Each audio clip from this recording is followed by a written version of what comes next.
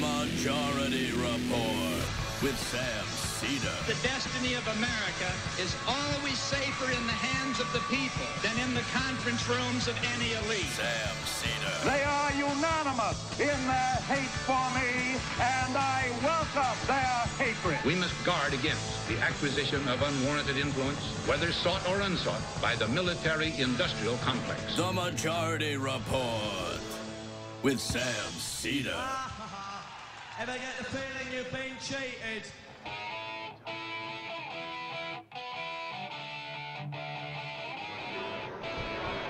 It is Thursday, October 19th, 2017. My name is Sam Seder. This is the 5-time award-winning Majority Report. We are broadcasting live steps from the industrially ravaged Gowanus Canal and from the Grand Ballroom in the Bellagio Hotel in Las Vegas, Nevada.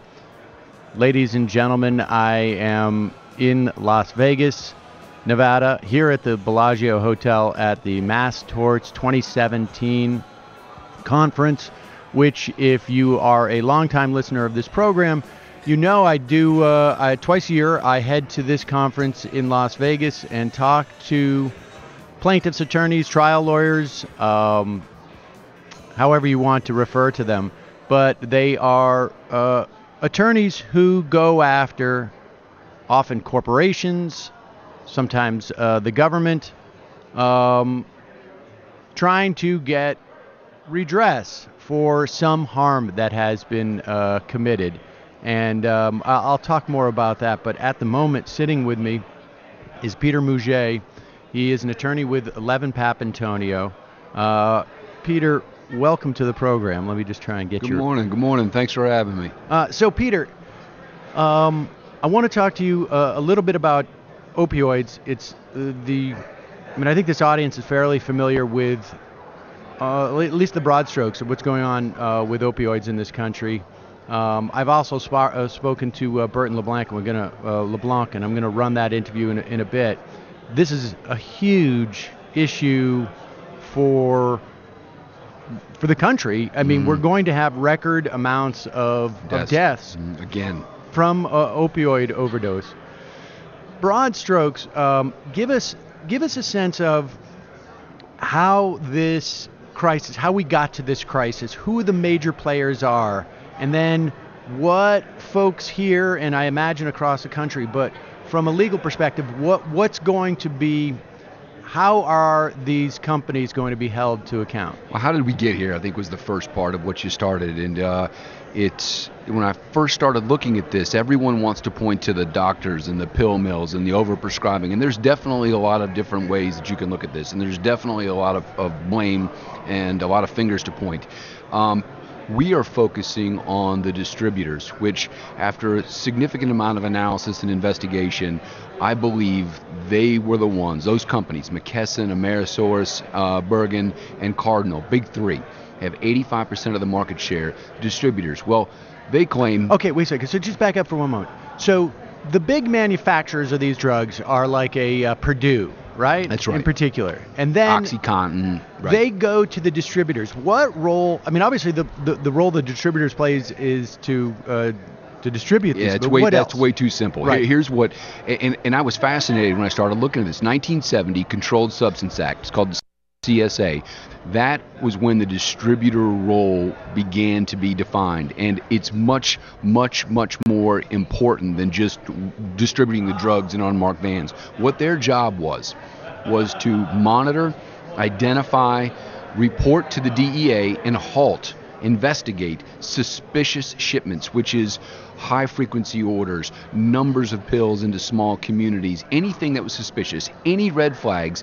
They were supposed to have very, very high-tech, sophisticated databases and monitoring equipment to curtail, to control the amount of pills that came into our communities. So not only did they not do that, they embraced the fact that the more pills that they sold, the more pills that they delivered into the communities, the more money they made. So at the end, at the bottom line of all this, it's nothing different than any other case that we look at. In your opening, talk about trial lawyers. What drives these issues over and over, and I don't care what industry it is greed. Bottom line, McKesson's CEO in 2016 made $160 million delivering one molecule off heroin to our communities in millions and millions and millions of pills. And so not only did they not do their job, but they embraced and marketed in these lower socioeconomic areas and pumped the pills in there to drive their profits. If you were to plot out their profits over, like on a graph, and you plot out deaths per capita, pills per capita, they're all on the same straight line trajectory upward. It's incredible. The more pills, the more money, and they just disregarded repeated warnings from the DEA saying, guys, here's what your role is. As we got into 2000, 04, 05, 06, educational campaigns, everything that these distributors needed to do their jobs, the DEA gave them. There's all kinds of programs and letters and PowerPoints and educational materials that went out. Here's what your job is. Here's what you're supposed to be doing. They paid it lip service and kept cashing checks. That's essentially what happened. And my understanding is that they were fined too by the DEA, right? Because largest fines ever. And for them, I mean, this dynamic and literally I hear this every single time I come to this conference, regardless of what the industry is. It's like those fines. That's cost of doing business. The cost of doing business. Yes. That's it's another line item. Electricity, $250 million. labor, you're talking hundreds of billions of dollars. And one of the biggest fines the DEA's ever imposed, $150, $250 million, depending on who you throw into the mix.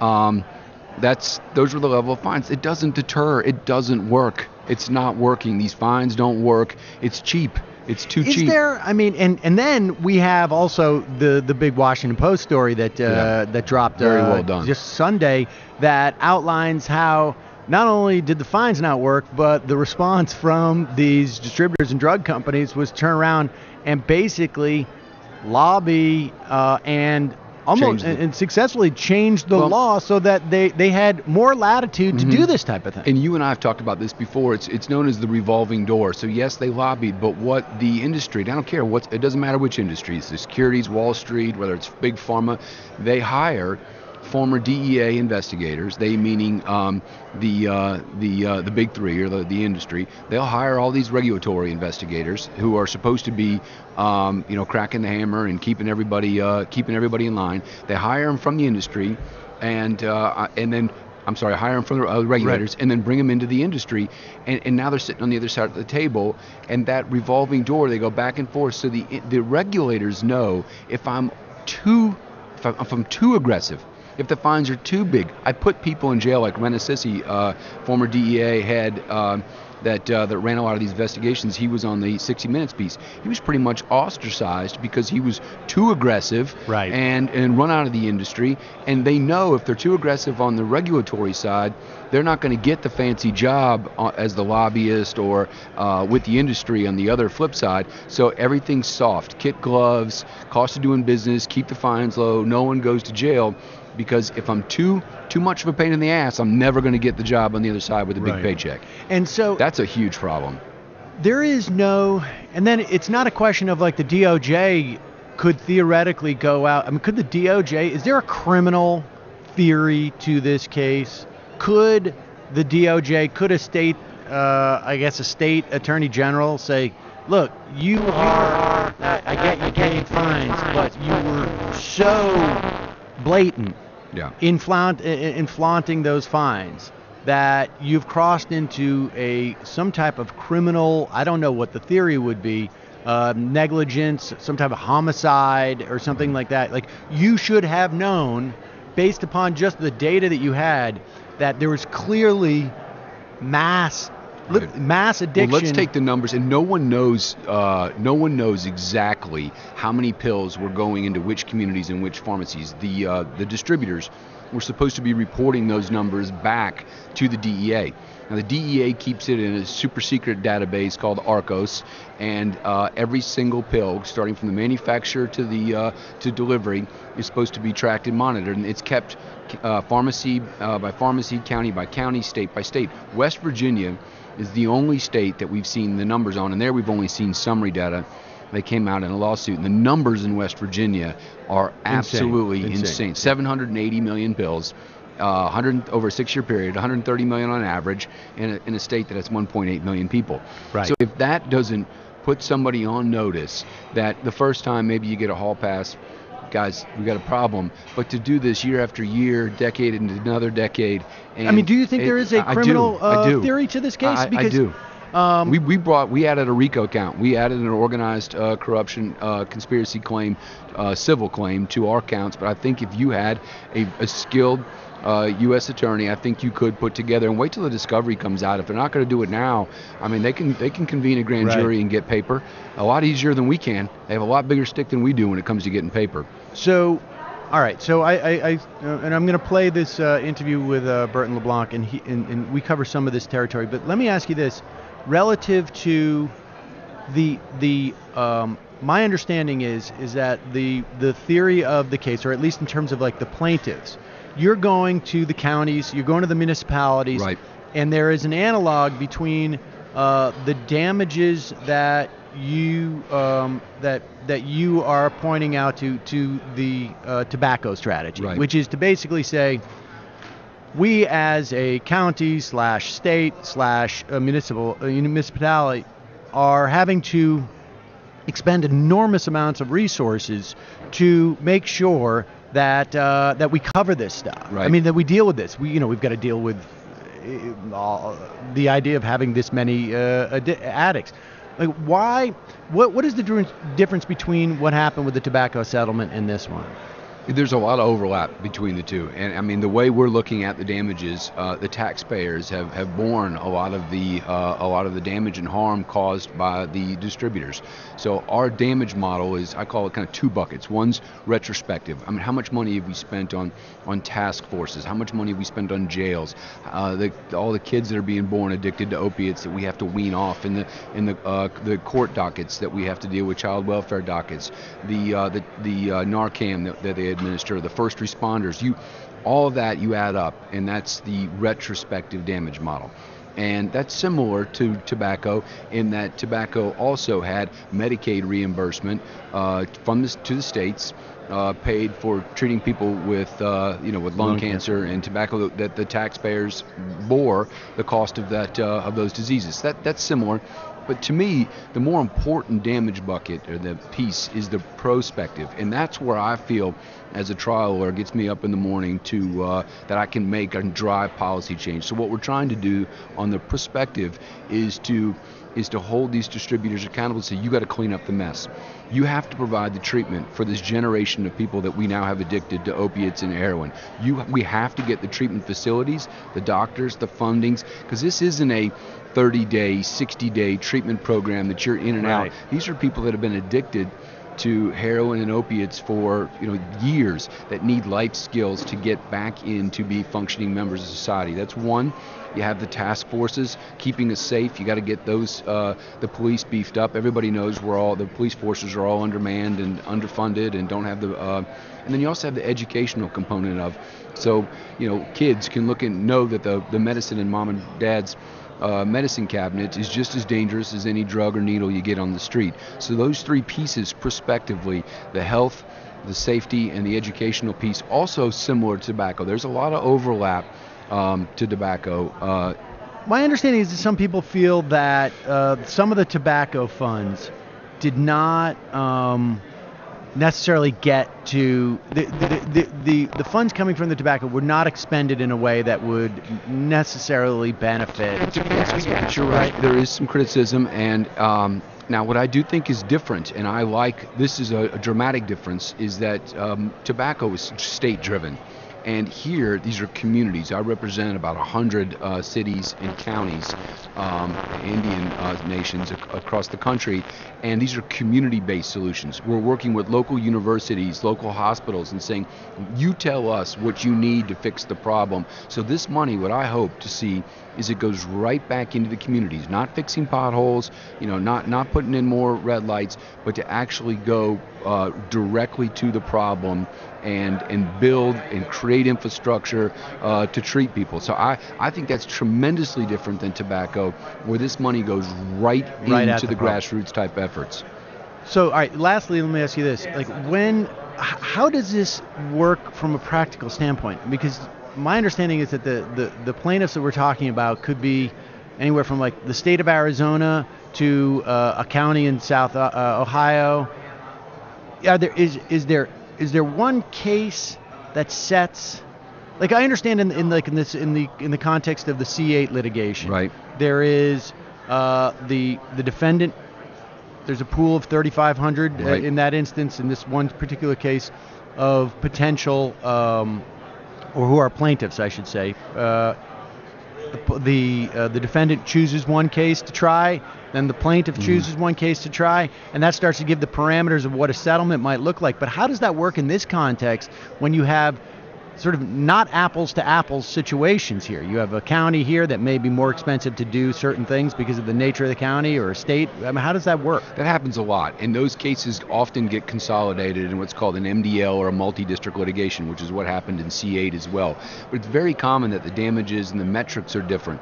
So we're working with math, PhD, statistical experts to help us put together models and create models that we are going to be able to take objective data points and develop a matrix. So it doesn't matter if you're in Kansas or New York, those matrix can be developed with objective data points. Doesn't matter where you are, but it does take into consideration the local costs, the local damages, the amount of people, the number of pills, those kind of things are all going to be part of that. So it's sort matrix. of like the BP settlement, wherein if you were in a certain industry, if you were within a certain radius of the coastline, exactly. All these get into a matrix, and that's the way they very, develop an very algorithm. common that everyone doesn't just fit into the same kind of hole that you have to account for the differences, and that's common. But you do have a core theme or central set of facts that does apply to everyone, which is what MDLs try to do.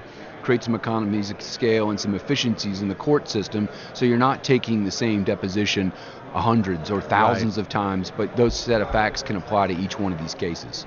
Hold on one second. Are we getting static still? Okay. All right. So let me ask you this before on a different topic. Your background is in you have extensive background, I should say, in securities litigation, and so we're looking at this devastation in Puerto Rico, and give us a sense of what was going on with Puerto Rico. I mean, I think people understand on some level, and I've spoken to people who specifically know the situation about Puerto Rico, where Puerto Rico was left in a hole because of for a lot of different reasons in terms of their ability as a territory to generate the type of revenue they needed on the island to fulfill the state, the government's, I guess, objectives. Keeping the island in good shape. So then, what happens there? What's going on with the debt, and who owns it, and where are these pressure points coming from? Well, I love this conversation that's come up in the last couple of weeks. I think President Trump started with the offhanded comment that he made about we're just going to wipe it away with all your Wall Street friends. I think he was talking to a Fox reporter. We're just going to wipe away the debt, all your friends, and kind of points to Wall Street. And that didn't last very long. Yes, they walked it back. I think the next day, but it demonstrates how. That's absolutely ridiculous. Now, do vulture funds, Wall Street firms own some of it? Of course they do. But the scary part about this hurricane, on top of what already was a horrific situation with the $72 billion in debt, is this: that most Puerto Ricans have material parts of their net worth in Puerto Rican paper. And we've created a little bit of this mess with this colonial relationship we have with the island. But there are some favorable tax treatments. The firms on the island pushed this debt where it was held in concentrated amounts, and it's illiquid, meaning a lot of it can't be sold other than to other Puerto Ricans. So if we were to erase the debt, now you have people that have lost their homes. 14% of the island has electricity. They don't have drinkable water. It's a mess. I mean, just basic life, day-to-day services aren't there. And now we're saying, well, maybe we should just wipe away the debt that a material amount of Puerto Ricans have huge portions of their net worth.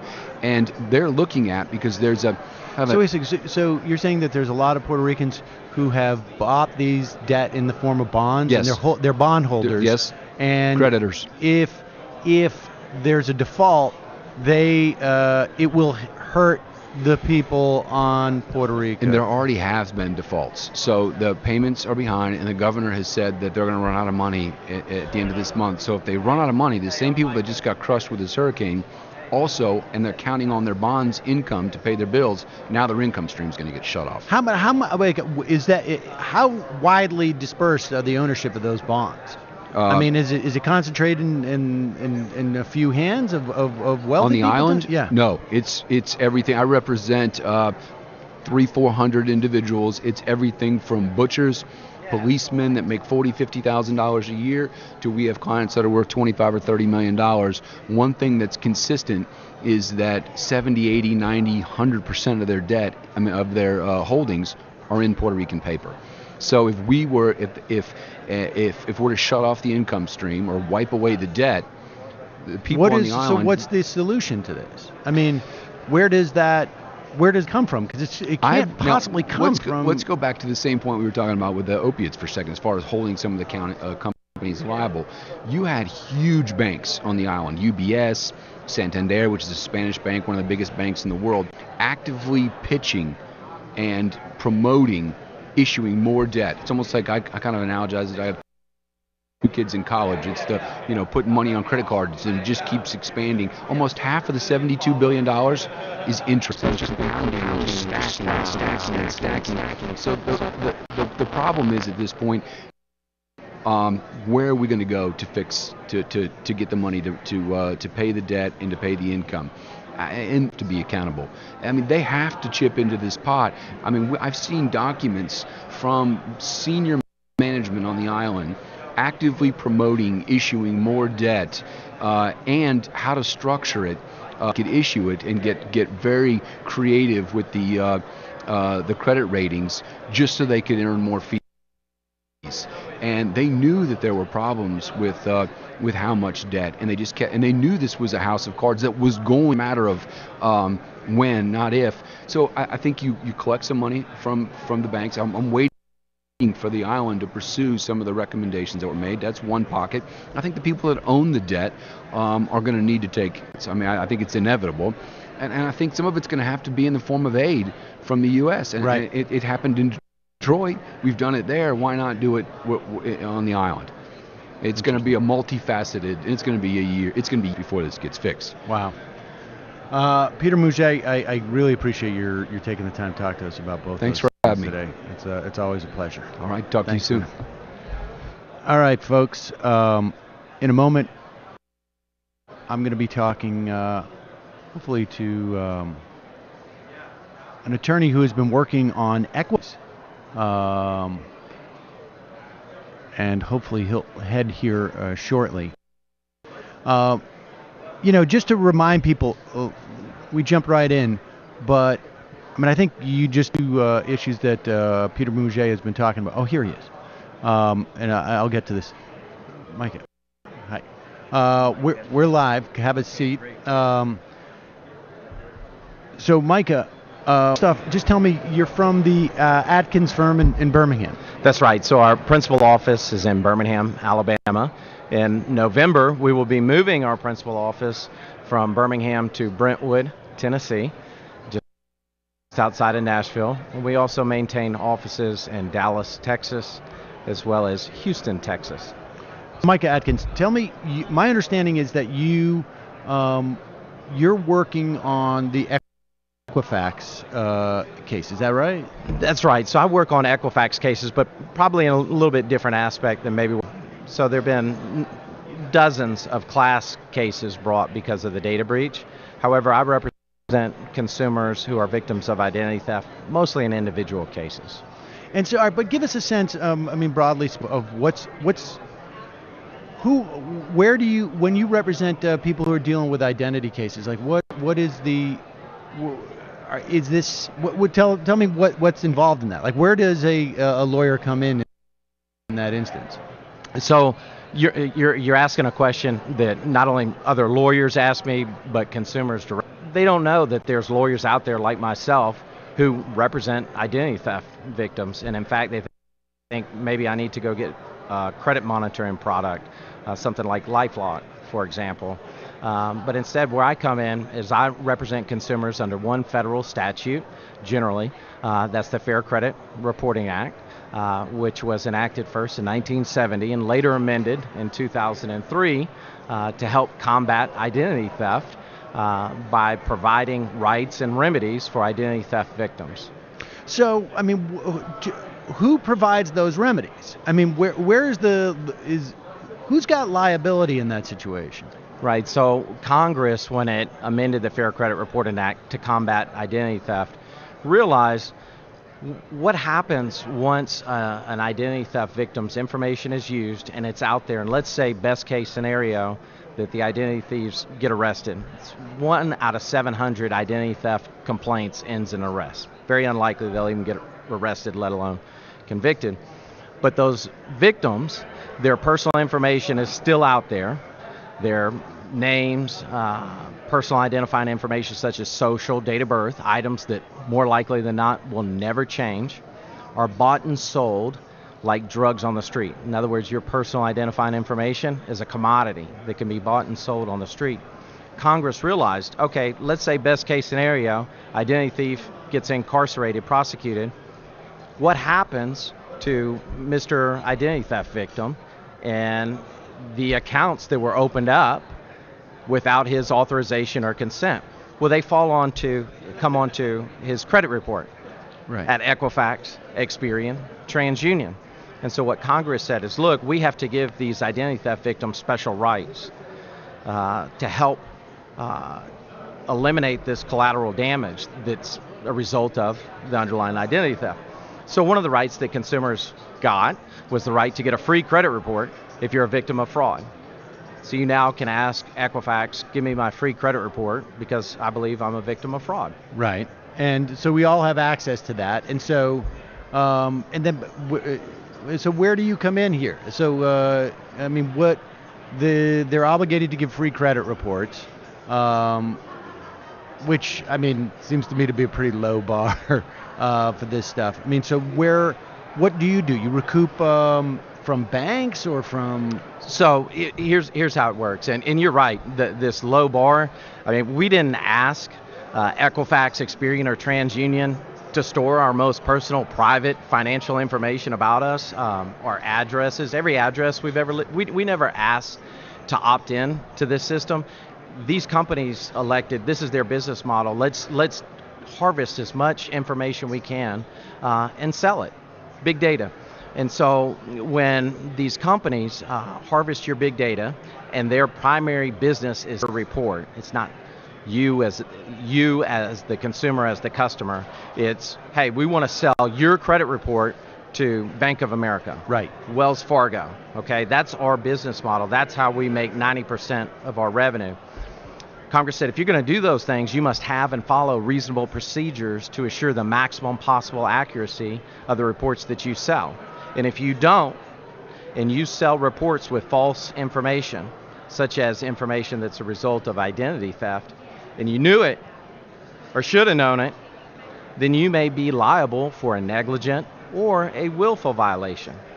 So if you're found liable, let's say, let's pick on someone else besides Equifax today, Experian, you're found liable for negligently violating the Fair Credit Reporting Act, or the FCRA as it's commonly referred to. Well, what can the consumer get?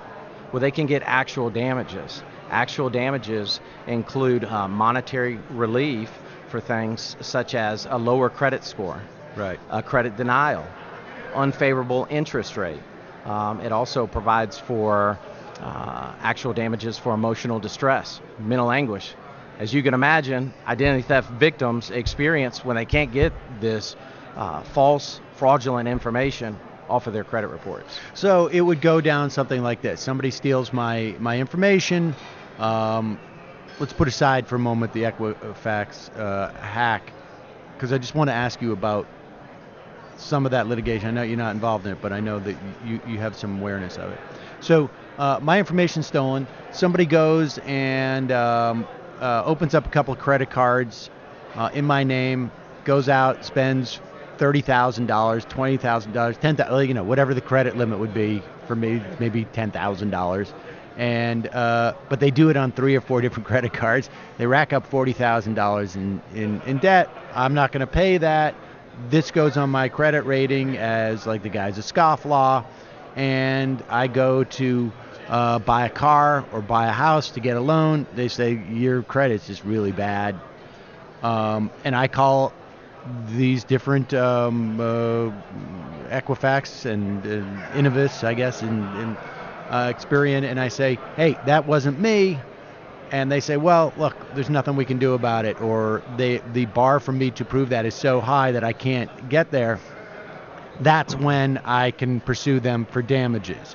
And so, like, how much of that is their business? Like, how much is, dealing with how many times they screw up? Like, oh, we thought you were Sam Seder Jr., not Sam Seder, the third, or whatever it is.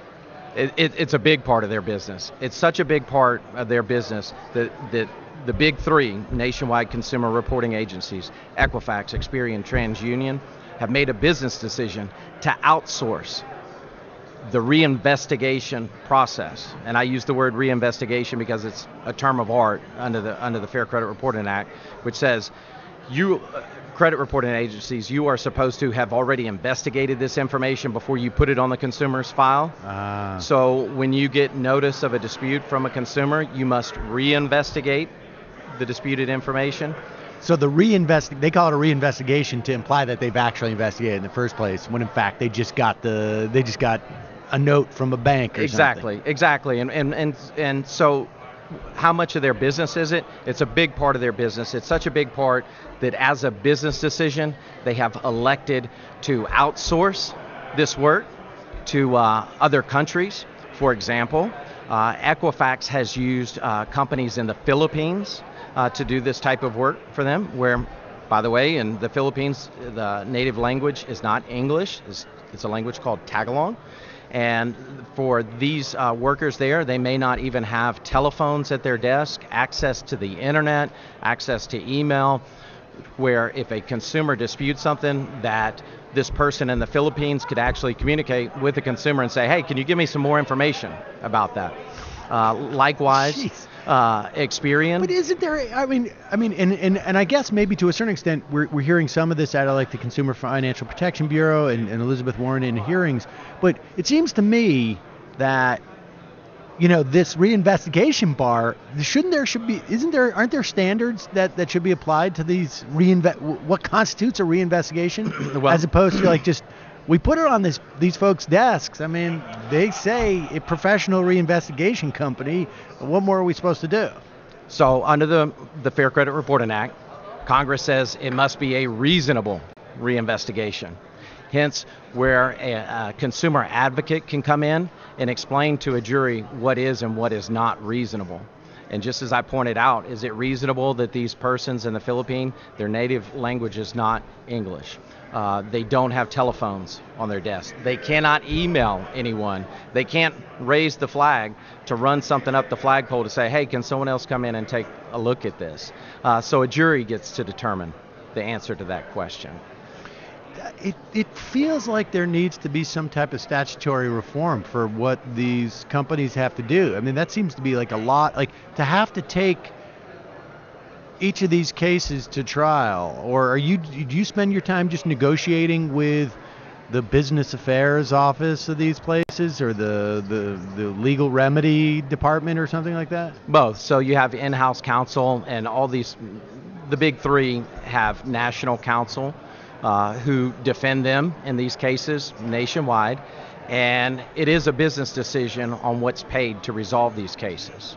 And as one of my colleagues has said in the past, the credit reporting agencies would rather pay million-dollar verdicts than ever change their policies and procedures, because they're making too much money the way it is now.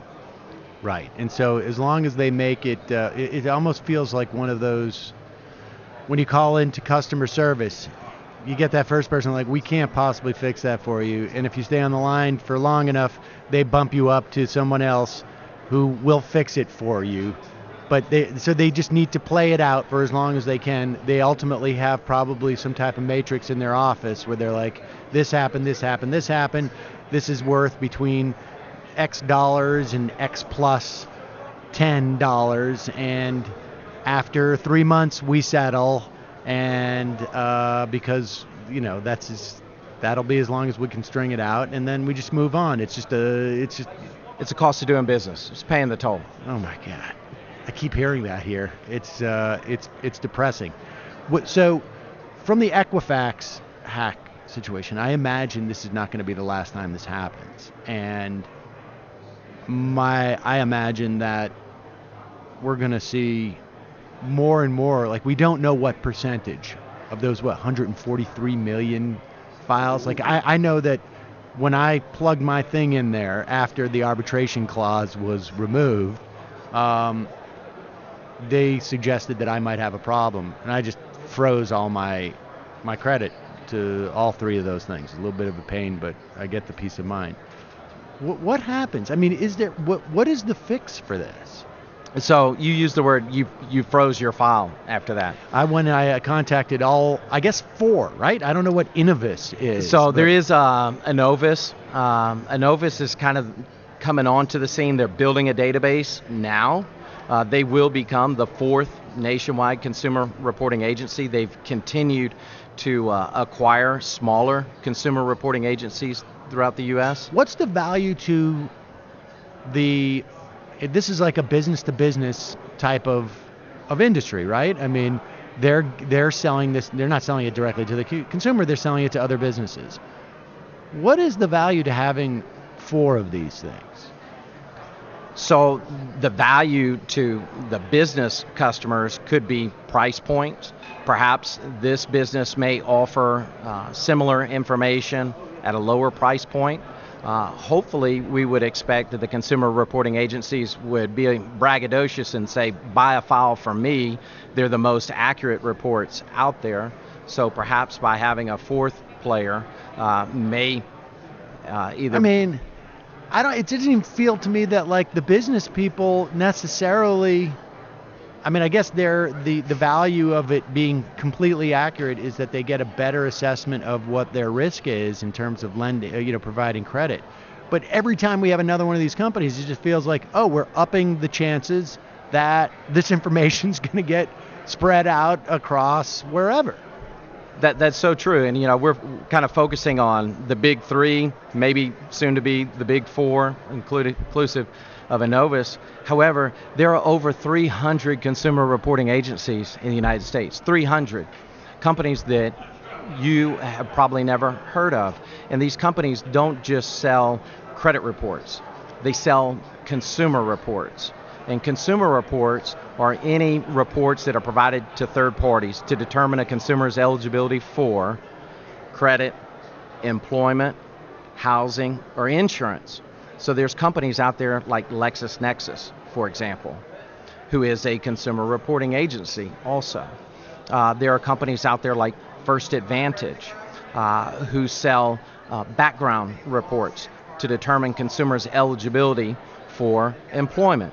There are companies out there such as RealPage who sell products for background screening, tenant screening, to see if someone's eligible to live in an apartment. And those are consumer reporting agencies, right, too, and they're also prone to the same types of inaccuracies that are plagued by the big 3. I mean, it seems to me, though, that those types of companies, and tell me if I'm wrong, don't necessarily provide information that could be weaponized by, it's weaponized in the context of housing, and there's another issue there, it seems to me. But that information, if they lose it, if someone gets a hold of that information, that person who has stolen that information can't necessarily wreak the same amount of havoc that you could if you have, or is the information materially the same? Social Security, the last 3 places you lived, maybe your mom's maiden name, and boom, off to the races. The sky is the limit. Okay, what do you want to buy? and that's what you will be able to purchase from these companies. Email addresses, telephone numbers. So where is that Consumer Credit Act from the U.S. From Congress? Does that provide any structure for like an Equifax? Like say like you need to do X, Y, and Z to protect this information. I mean, it was updated. When did you say in '93? What's that? I'm sorry. It was updated. The consumer. The Fair Credit Reporting Act was last amended in 2003. I mean, it just even from then, the amount of technology that's out there, the requirements in terms of security, right? Like there doesn't seem to be. I mean, it's one thing to say like, okay, I have an action against you because the information you've compiled is inaccurate, and that has implications for me. But there doesn't seem to be any type of structure to say like, oh, incidentally, you need to spend X amount of dollars to keep that stuff safe. Like, no, you're right. And so there is a provision that governs the storage and disposal of personal identifying information under the Fair Credit Reporting Act. The Fair Credit Reporting Act was never intended to be a data breach law. There is no notification, for example, provisions under the Fair Credit Reporting Act. What's insane, too, is that not every state in the United States has a data breach notification law as we sit here today. And the fact of the matter is this, that while the Equifax data breach has governed lots of attention, people are very aware now of this data breach. These data breaches have been occurring for decades, and more likely than not, your personal identifying information is already out there. So earlier you mentioned, I was going to freeze my file.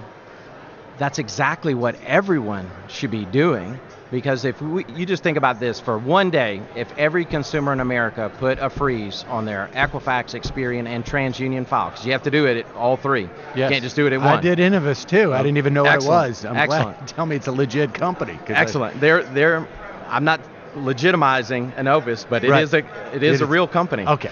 But if everyone in America for one day put a freeze on their file for that one day, all four of those bureaus, 90% of their revenue would be zero.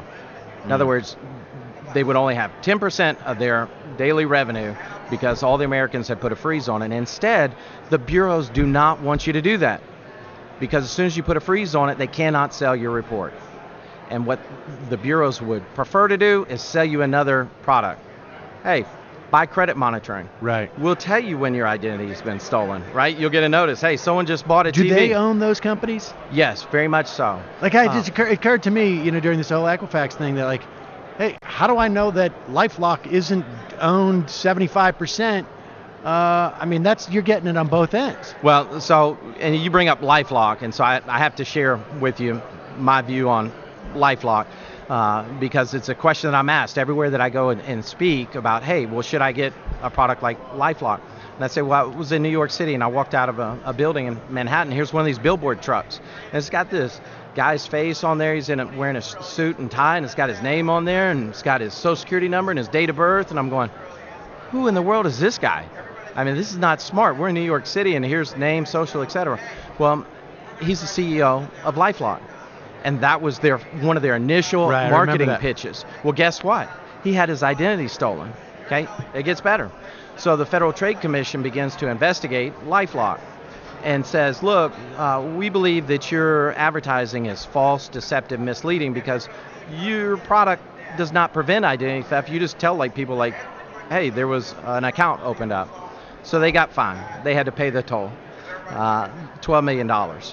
There was a consent order entered with LifeLock. LifeLock didn't follow the consent order. Federal Trade Commission came back, this time $100 million. Okay? So there is no reason why any consumers ought to be purchasing a product like LifeLock. Instead, go out, put a freeze on your file, and don't worry about it. I got to tell people, I did this right after the Equifax thing. It took me... I got to find the link. If you Google it, you will find there's a couple magazine articles that will basically just walk you through the process. It took me, I would say, in total, maybe 30 minutes, maybe. You just go in.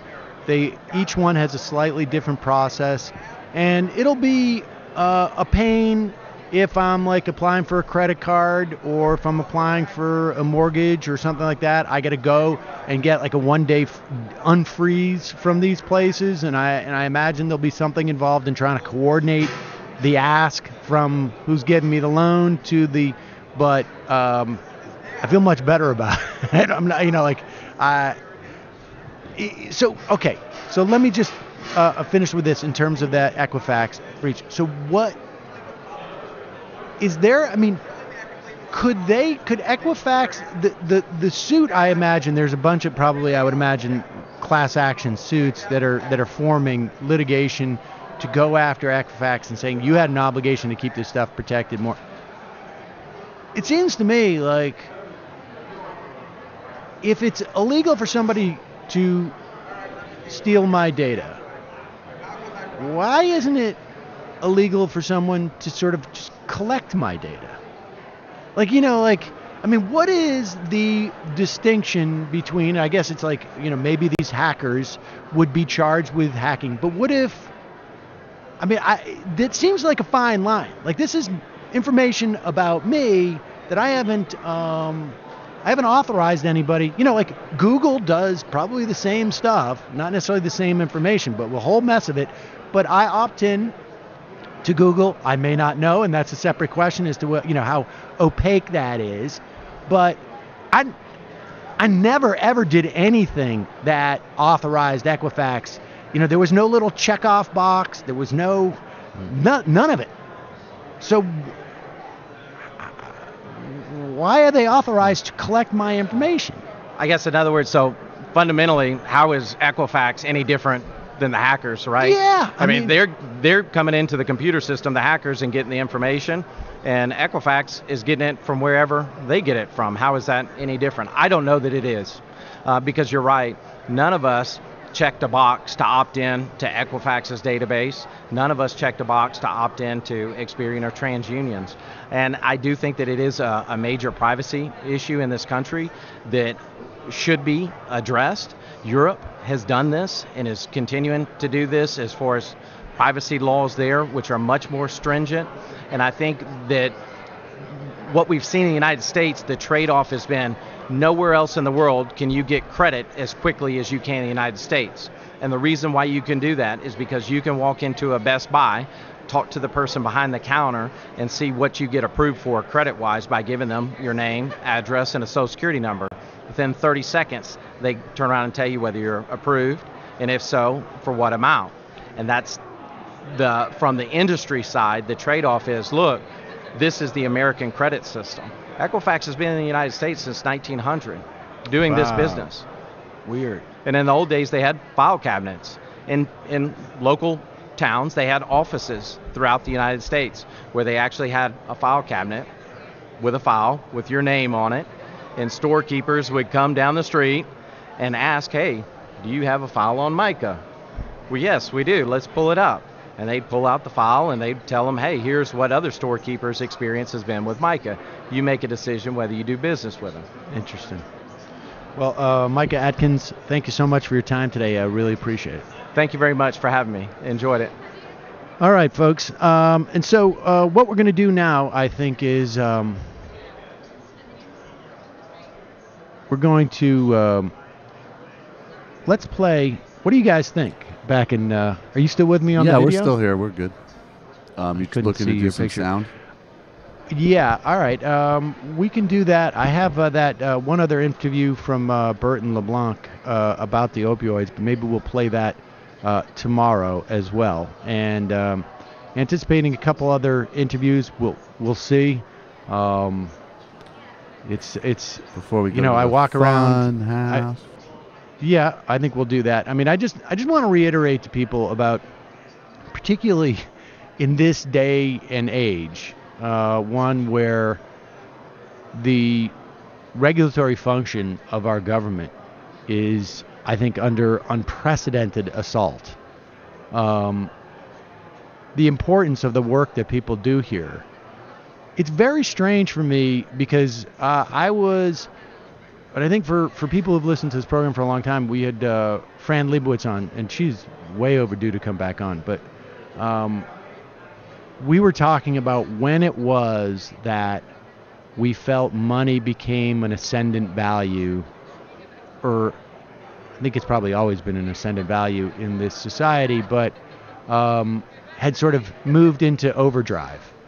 And she, in what was probably one of the most exciting moments of my radio career, said when lawyers began to advertise. Because I had always felt that, and the reason why I had felt that is having been raised by an attorney in whose vast majority of the family members were attorneys. When lawyers were allowed to advertise, so they took place in the early 70s, it was like a day of mourning in my house. Like, I remember it as if there was, just literally like it was a wake. Like the civic obligation of being a lawyer is just done, and now it's just another, like being a used car salesman. Was that what was going on? I think that's what it must have been. I mean, I don't even know if I was old enough to understand what was going on.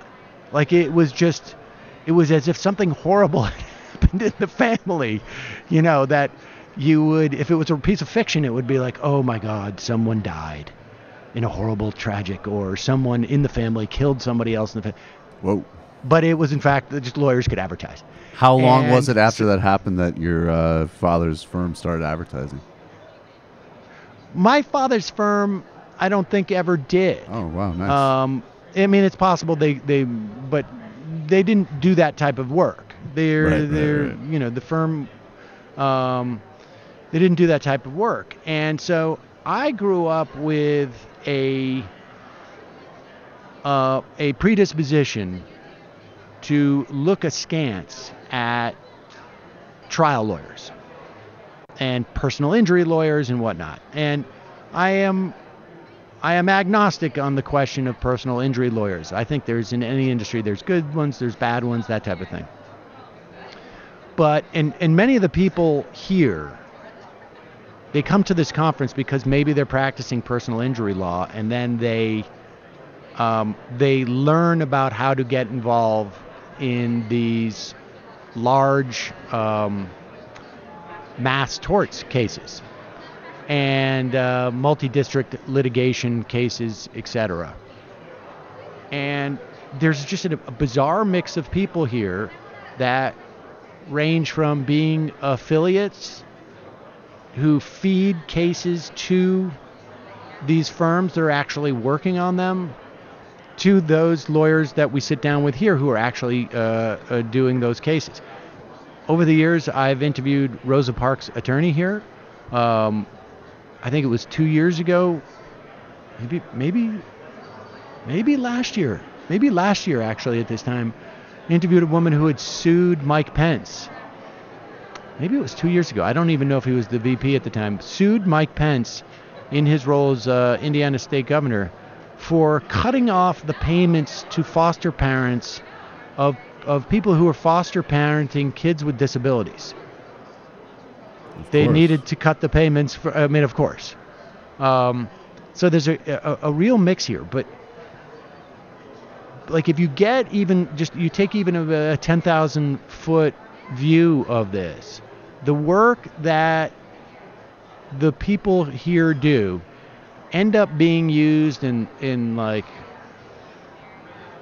the mortgage cases that attorney generals will follow. I mean, these people function both as like deputies to private deputies, almost like bounty hunters, I guess, for district attorneys, attorney generals across the country, but also step in when, the regulatory authority is not enough. This case, this question of opioids is just sort of, it's stunning. There's no mechanism beyond fines to stop a corporation from pumping out a highly addictive substance that definitively, at some point, they were fully aware of the implications of everything they were doing. They were aware of the death and destruction they were causing. And there was simply no mechanism other than these fines. And then we saw that mechanism assaulted, as outlined in that Washington Post story. But that mechanism is not enough. It's simply not enough. And what the trial attorneys end up coming in and doing is basically taking a bigger piece out of that company so that it's not just the cost of doing business. It could be business ending.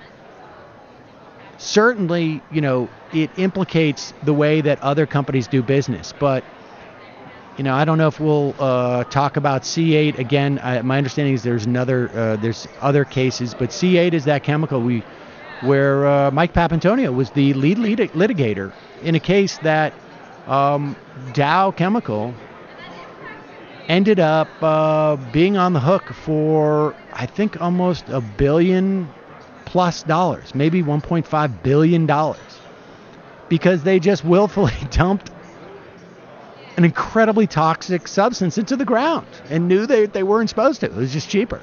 And they found documents, Papantonio's firm does, because what these big companies do is they dump hundreds of thousands, if not millions of pages of documents in discovery, and they just sit back and go like, good luck with that stuff. And Papantonio's firm is so large that they say thank you, and then they actually go through them, and it ends up Papantonio is showing the attorneys from these companies documents that had come from the company that the company didn't even realize was there. And so, Dow, I think, has to fold into DuPont. And the calculation next time someone says we're going to dump this stuff into the water is, at the very least, they're going to take into account, this could be expensive for us down the road. And, last time, I think in the spring I was here, there was a lawyer who was getting an award from the conference who was from Brooklyn. And he told the story of a case that he won against the city of New York, that he didn't anticipate it would do this, but it ended up so that every playground in the city of New York now is lined around the playground with a sort of a, I don't know if it's a rubber or like some type of rubber mat, so that when kids fall off of these things, they're not breaking their limbs. So no more freedom. And no more freedom. Freedom has been completely impinged. And so, but it's it's one of those things that when you're a parent, your kid's playing on the thing, you're always like, wow, thank God this is here. And then you find out the reason why it's here is not because somebody made an affirmative decision to do this in the absence of, it is because... Oh, hell no. Human nature is human nature. People are going to get away with what they can get away with. Or maybe it doesn't occur to people. Who knows?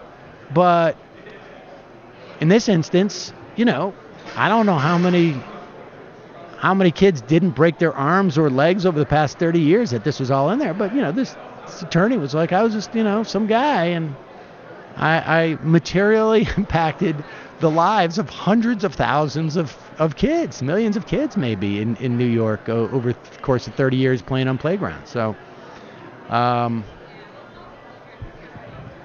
but that's why I enjoy coming here. And then, of course, in the fun half, I will talk about how we're going to be building another wing to the Majority Report studio based upon my projected winnings. I haven't had actual winnings yet, but my projected winnings are extremely high. All right, we're going to take a quick break, head into the fun half. Folks, just a reminder, it is your support of this program that makes it possible. You can support this program by becoming a member at jointhemajorityreport.com. And as our way of saying thank you, we say, hey, why don't you enjoy the fun half with us? Which is super fun. And Michael will be controlling the calls from the studio. So you will call into the system, and I will bring them up. Yes, and I have IMs on my machine. You got IMs on your machine. So we'll be taking. Okay. Yeah, 646-257-3920 is the number. You can IM me through the app. It's the best place for now. Don't forget, justcoffee.coop, fair trade coffee, tea, or chocolate. Use the coupon code majority, get 10% off. Also, if you buy your crap from Amazon, do so through our link at majorityreportkickback.com. We get a kickback. You will notice no difference. You can use a mechanism in which would allow you to go to that link every time. You know what that's called. Oh, I lost my place in this book. I got to get one of those things that would allow me to do that. And also, Michael, who did you have on Tuesday night? I was on a plane, involved in a really lame Twitter fight because I was so bored. Moving. Michael was moving stations. Sorry about that. Who had I had on Tuesday? Yeah. Oh, on my show. I had on Yes. Nando Vila, who's a producer and host at Fusion on Catalonia, the EU, and socialism. And then I've seen some of his vids. Yeah, he's pretty good. And then I had on Mike Hanna, who's really legendary journalist. He does UN for Al Jazeera now, and we went into the Iran deal. And at the end, he's like an incredibly distinguished journalist, right? He's like CNN Jerusalem bureau chief, did stuff. He's been covering this stuff since the 80s. And he was explaining Trump and how he's thrown the UN into disarray and what's happening in Iran. And I've interviewed him several times now, so I know he does have a sense of humor, but I still try to kind of mind my P's and Q's with him. But at the end of the interview, I said, Mike, in the nature of transparency, who do you think won this interview? And he's like, well, adopting the Trump position, you're a loser, Michael. And I think that might have been my most... Did you hear that drop? Yes, that's awesome. You're a loser, Michael. So I think that was one of the greatest moments I've ever had. That's your show slogan, isn't it? It's like in italics underneath. No? All right. So, folks, you can check out the Michael Brooks Show on iTunes or on YouTube. All right, quick break. Right back with the fun half.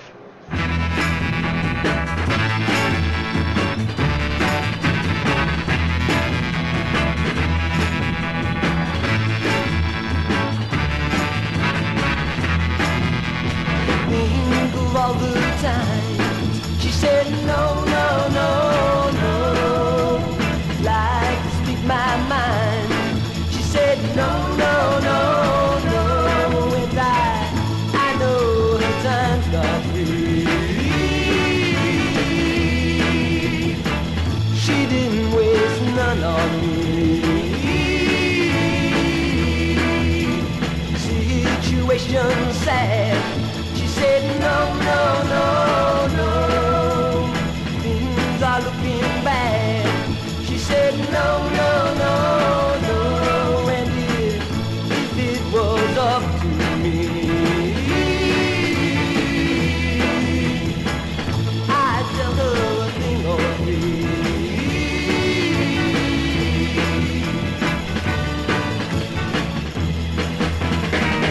Every time I see her look my way, I don't know, girl, what to say.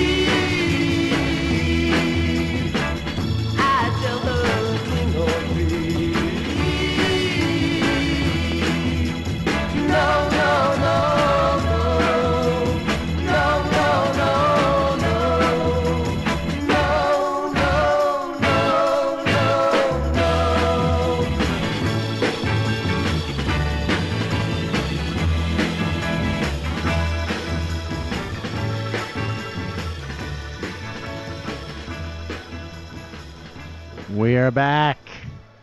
Sam Seder on the Majority Report. I am live from Las Vegas.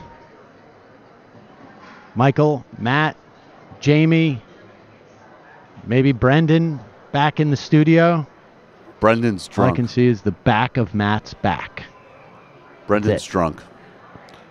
Is he really? Yeah, he's passed out in the bathroom. It's very, very Irish. I did call into the phone system. I see that now. Okay, I can see it. it. Okay, cool.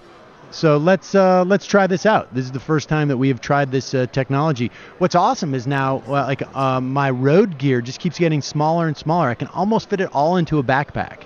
All into my little backpack. That's right. Last night, the exciting news is, folks, I don't know if people remember, but last time I was at the Bellagio, which was a year ago,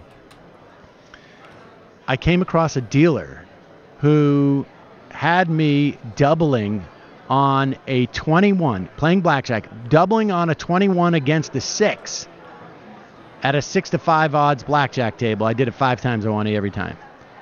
And it was the most exciting hand of blackjack or session of blackjack I had ever had.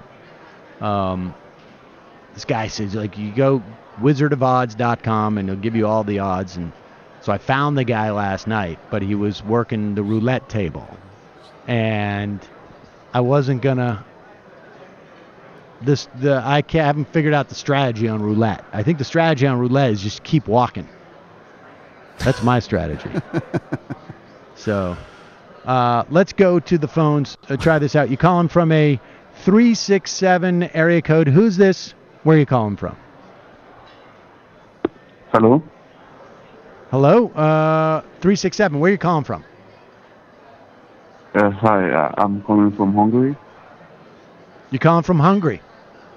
Okay, and what's your name? Yeah, I'm working. I'm Norbert. This is my second time calling. You what? It's his second time calling. Oh, okay. Yeah, this is my second. All right. And can you raise that volume for me, Matt, just a little bit? Go ahead. All right. I wanted to get your thoughts on two things in particular. The first one about this is the DNC urging, like a memo or something, urging the Bernie Sanders and Angus King to run as actual Democrats in 2018 if they want the full support of the party. And what do you think about this report that said that I don't know if it's true or not, but I saw it on the Hill that said they expelled or they removed some of the pro-Bernie Sanders people in the party. And do you agree that you should run as a full Democrat that Bernie Sanders and Angus King should be Democrats when they are expected to win? Do you agree with that? And one more question. In terms of, for example, 2020 or 2018, do you actually believe that because from all the notes and all the polls I've seen and all the predictions, do you actually believe that Democrats actually have a chance to reclaim either branch of Congress? And given that fact that it's highly unlikely to retake either the Senate or the House, do you think it is wise? And not giving people false hope to tell them that they are going to have Medicare for all? Because the way some progressives are pushing it, they would have you believe that Medicare for all is going to happen in 2018, even if them take off the whole branches of Congress. Okay. My thanks. All right. Let me. Okay, I get your point. All right. Let me let you go, and I'll answer both those questions. As far as the, there was a memo, if people don't know, from the DNC that was put out, sort of like an open letter to, ostensibly to Bernie Sanders and Angus King. Mm-hmm. I gotta think it was really more aimed towards Bernie Sanders.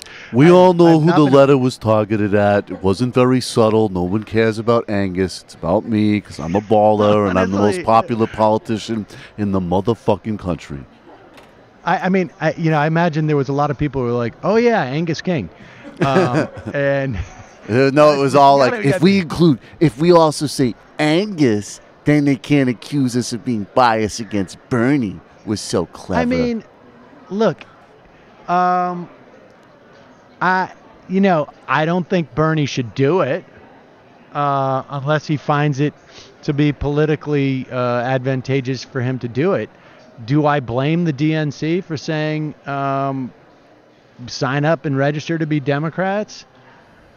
No, I don't. It's perfectly legitimate thing for the Democratic Party to do, to ask people who caucus with them to become Democrats. Do you think, though, it's not like there's the leveraging anything. And maybe, I don't know. I mean, maybe it helps Bernie, right? To be a Democrat? No, to be asked to be a Democrat, and not doing it. Do you right? So But do you think, though, just like they've had this informal arrangement with him for a really long time now? I don't remember what year it was, but it might have been going back to the 90s. Nice bag. That it might have been going back to the 90s. That like when the Democratic Party in Vermont, at least, and I think also nationally, she like. I'm sorry, I'm really distracted by that. I don't know why. They basically agree. I'm on air right now. It's okay. I apologize, right. but they've basically, he's unofficially been the Democratic candidate in Vermont for quite some time, and it has kind of, it's basically been a non-issue for like at least a decade. So it seems a little, I guess just I find the fixation on him becoming a Democrat a little bit odd, and I also think, in the popular discourse, for what it's worth, it's like people are complaining about him not being a Democrat, but like he's almost, to me, it's like he's like a McKinsey consultant, and he's coming in as an outside strategist for a failing organization and helping them improve themselves. And instead of appreciating it, they're like, why don't you come in and toxify your brand with us? Look, I think like the whole thing about like, how come the Democrats aren't, the people who have, Right. are institutional Democrats, they're not appreciating Bernie, or how dare they? It's just like, this is what politics is, right? I mean, it's like. But I'm not saying how dare they. I'm saying, is it smart? Is it relevant? I don't care about the offense stuff. I'm just saying, don't they have bigger things to worry about, like their fucking failing, fundraising numbers, than Bernie registering as a Democrat? Well, I mean, from their perspective, it would help their fundraising, wouldn't it? If he is fundraising for them, though, right? I mean, he's doing this stuff. I'm just saying that, of course, it would be to the benefit of the Democratic Party to have Bernie Sanders sign on. And they're basically saying, like, look, they're trying to set it up because Democrats obviously want a Democrat to win their Democratic primary. I mean, all of this stuff is just sort of like, I came in, I won the primary, I'm not even a Democrat. It's like your wife's my girlfriend. Boom. Jamie had something to say. It would be like... Sorry. Go ahead, Jamie. They can't make up their minds how they feel about Bernie. Like, when he's criticizing them for their policies, they don't like him. When he's doing massive amounts of fundraising and getting a giant email list, they like him. And, like, also, only a tiny minority of liberals even give a shit about, like, being a Democrat, I think, or the Democratic Party. Like, oh, I'm proud to be a Democrat, and I wish Bernie was too. That's something Hillary said. Right. Like, I don't think a lot of people really care, and also a lot of people don't like what the Democratic Party stands for right now, so maybe they should be a little more open to criticism. Well, but I mean, here's the thing, is that the they that you're talking about literally are not that many. It's a people who want to maintain their institution and their organization, and I don't know, it would be like me being offended that David Pakman won't give me the revenue for his show, like, or something. I don't know. I mean, just sort of, okay, I just don't think it's a big deal one way or another. And I just think that, like, my sincerest hope is that, like, it won't be things like they're not being nice to Bernie or this and that. I mean, who cares? It is their they are in a weaker position than Bernie is. Do you ever think, for better or for worse, a lot of people do care? You know, like, I agree with you, but, like, we always say who cares, and it's like, apparently a lot of people. You know? I know. I actually think that the amount that people care is more problematic than what the DNC is doing. I mean, I genuinely believe that. Like, it's like a waste of energy. It's missing the point. Probably behooves Bernie to have some independence from the Democratic Party, and the best way for that to happen is for the Democratic Party, like the people who send out the memos with the DNC heading, to have some like semi-adversarial relationship. Probably helps Bernie. They should take. I agree. They should. I mean, do you think most they voters can get. go like, I really feel awkward about this? Like, no, I think but I think, again, though, that's actually because I have some concern, not as somebody, like, I don't care. I certainly have no institutional interest, I have institutional interest, but no loyalty in the Democratic Party. And I'm genuinely a little bit concerned that, like, I get their kind of limited interest in it and why they want him to be a Democrat. But I also think, like, your eye is really not on the ball right now if you're still, like, it's just another version of relitigating 2016. And I thought the whole point, at the very least in the beginning, obviously I preferred Keith Ellison to Tom Perez, but it seemed like Tom Perez, at least rhetorically, was like, come do a tour with me. Let's figure this out. And now it's just devolving back into, like, this nonsense that no normal people care about. Nobody. Yeah. As far as the second point the caller made, I think there's that Democrats will take the House. I think it's a decent chance. I think it's 50-50 probably right now.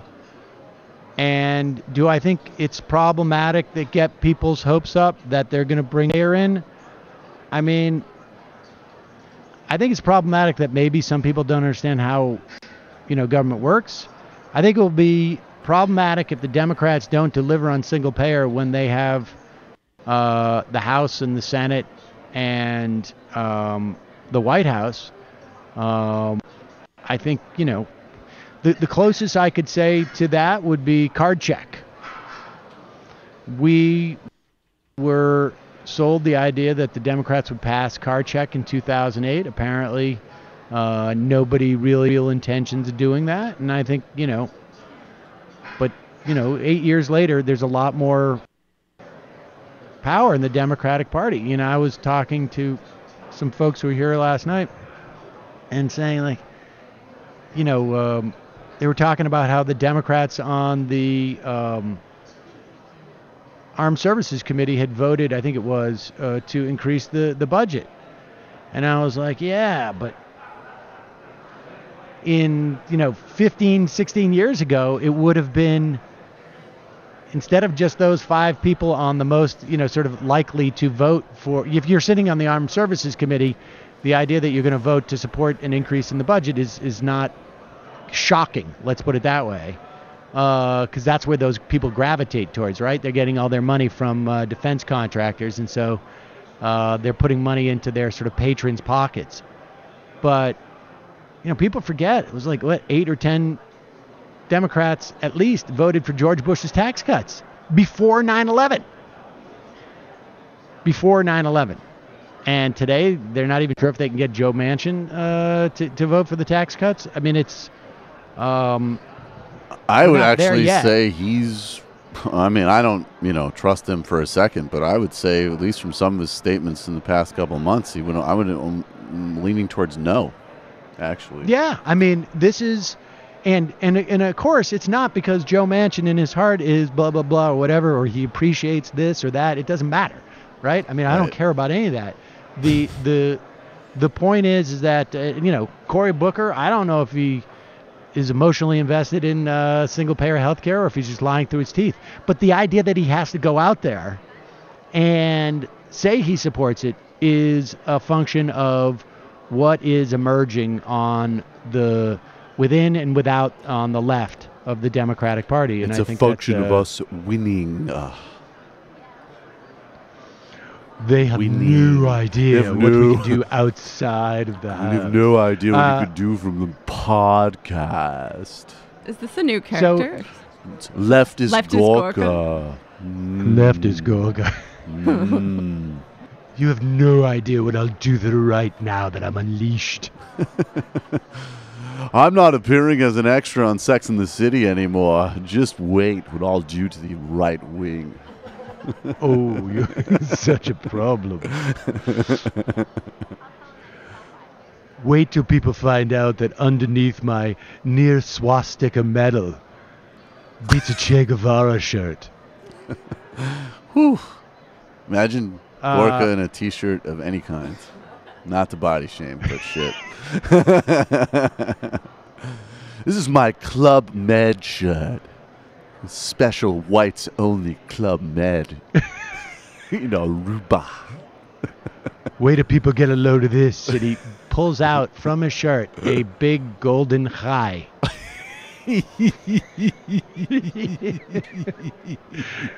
Surprise, surprise. What do you think of that, Steve?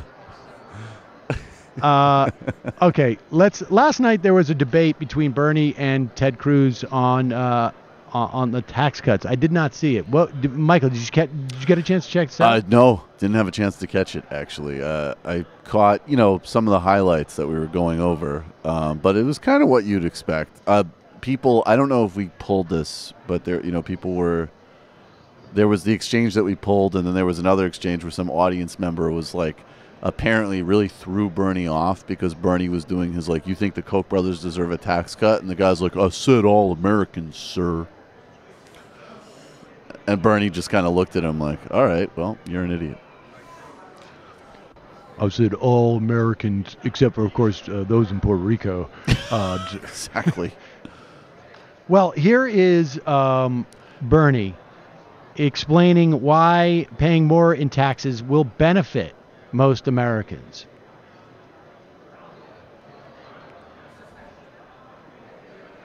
If you are an American watching this and listening to Senator Cruz say, oh my God, Bernie Sanders wants to raise my taxes.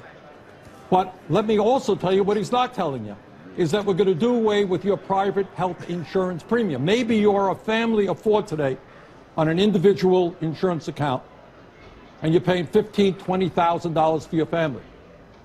And if I ended that private insurance that you're paying a Blue Cross Blue Shield or some other private insurance company and said you're going to pay $8,000 more in taxes, you'd be $12,000 to the good. And you and your kids would have comprehensive health care.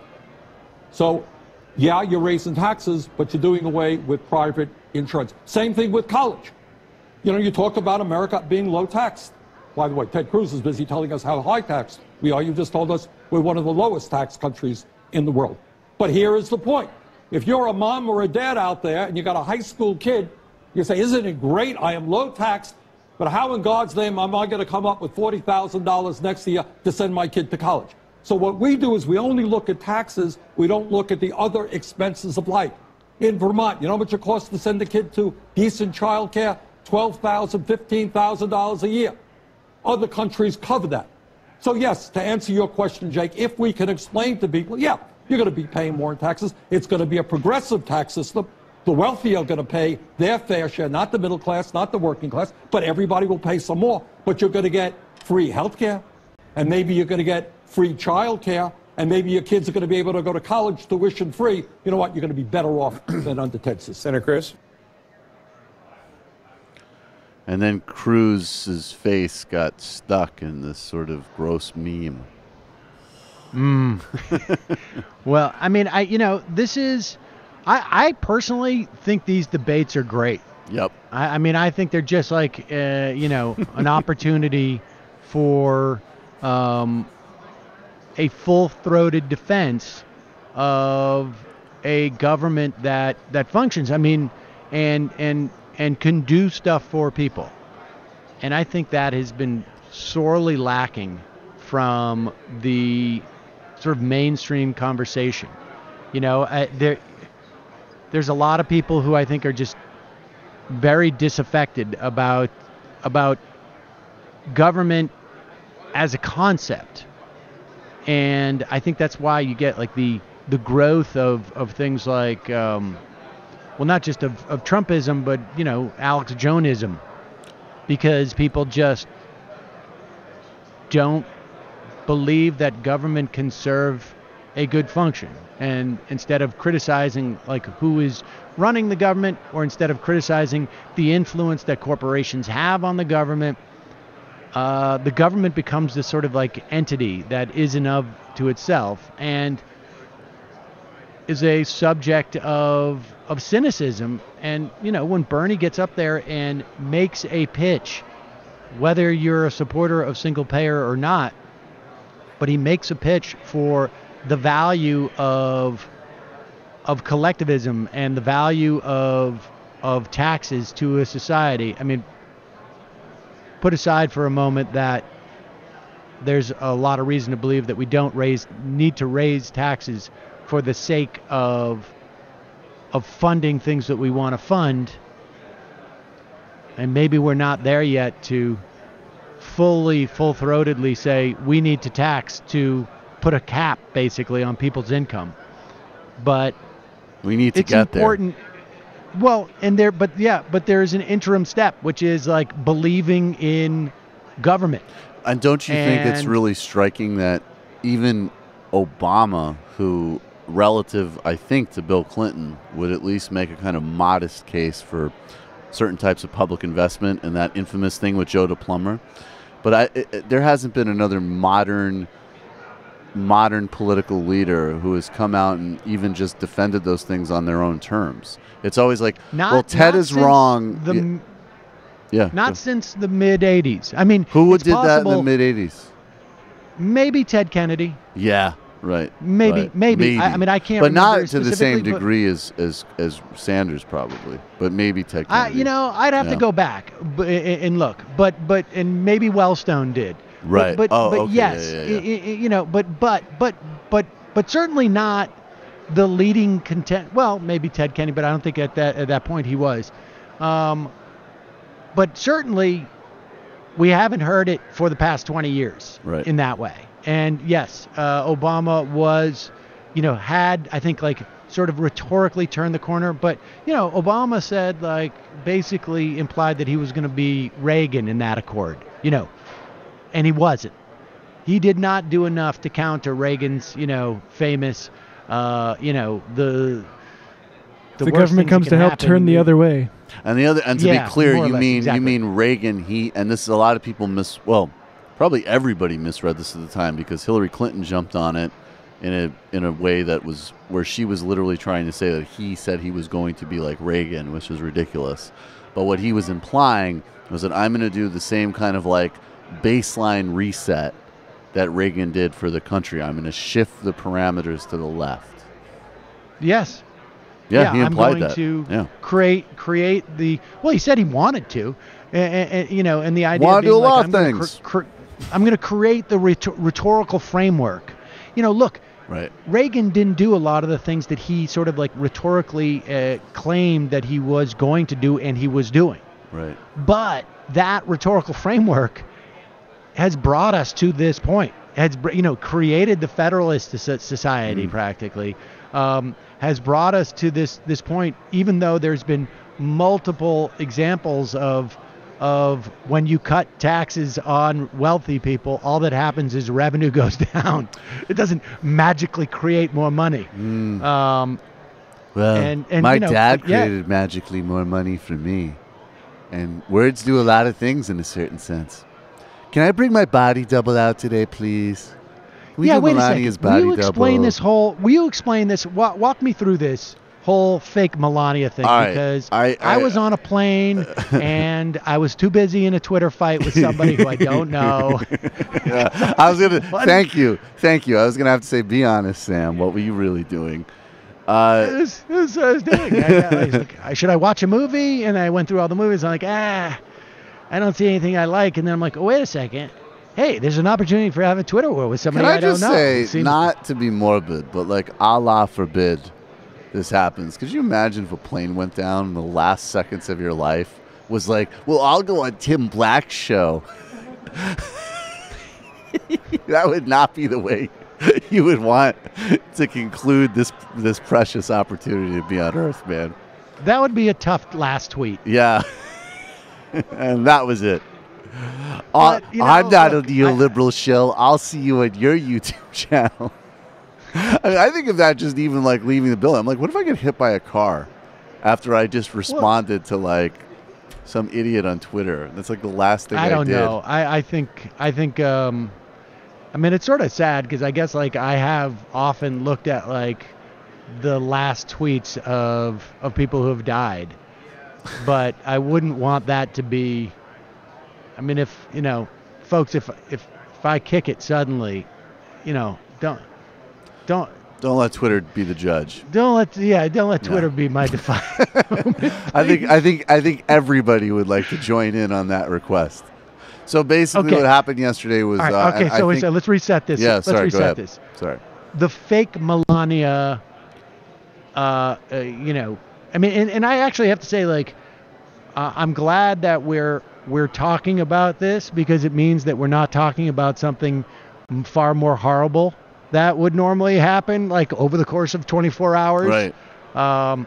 But what's up with the fake Melania thing? So I'm bombing Puerto Rico and fake Melania. So no, basically there's just a video that came out of Trump, and Matt showed this to me yesterday, and I actually thought it was fake or some type of thing, and we have it, some type of hoax. Yeah, we have it. I mean, so I guess you can't see the visual, and it's uncomfortable to explain the visual, but why don't we just play it for a second, because it starts off by Trump basically, it's another example of him talking about her while she's there, almost as if she's like a stranger, or like, oh, right, my wife's here, she's next to me, isn't that great?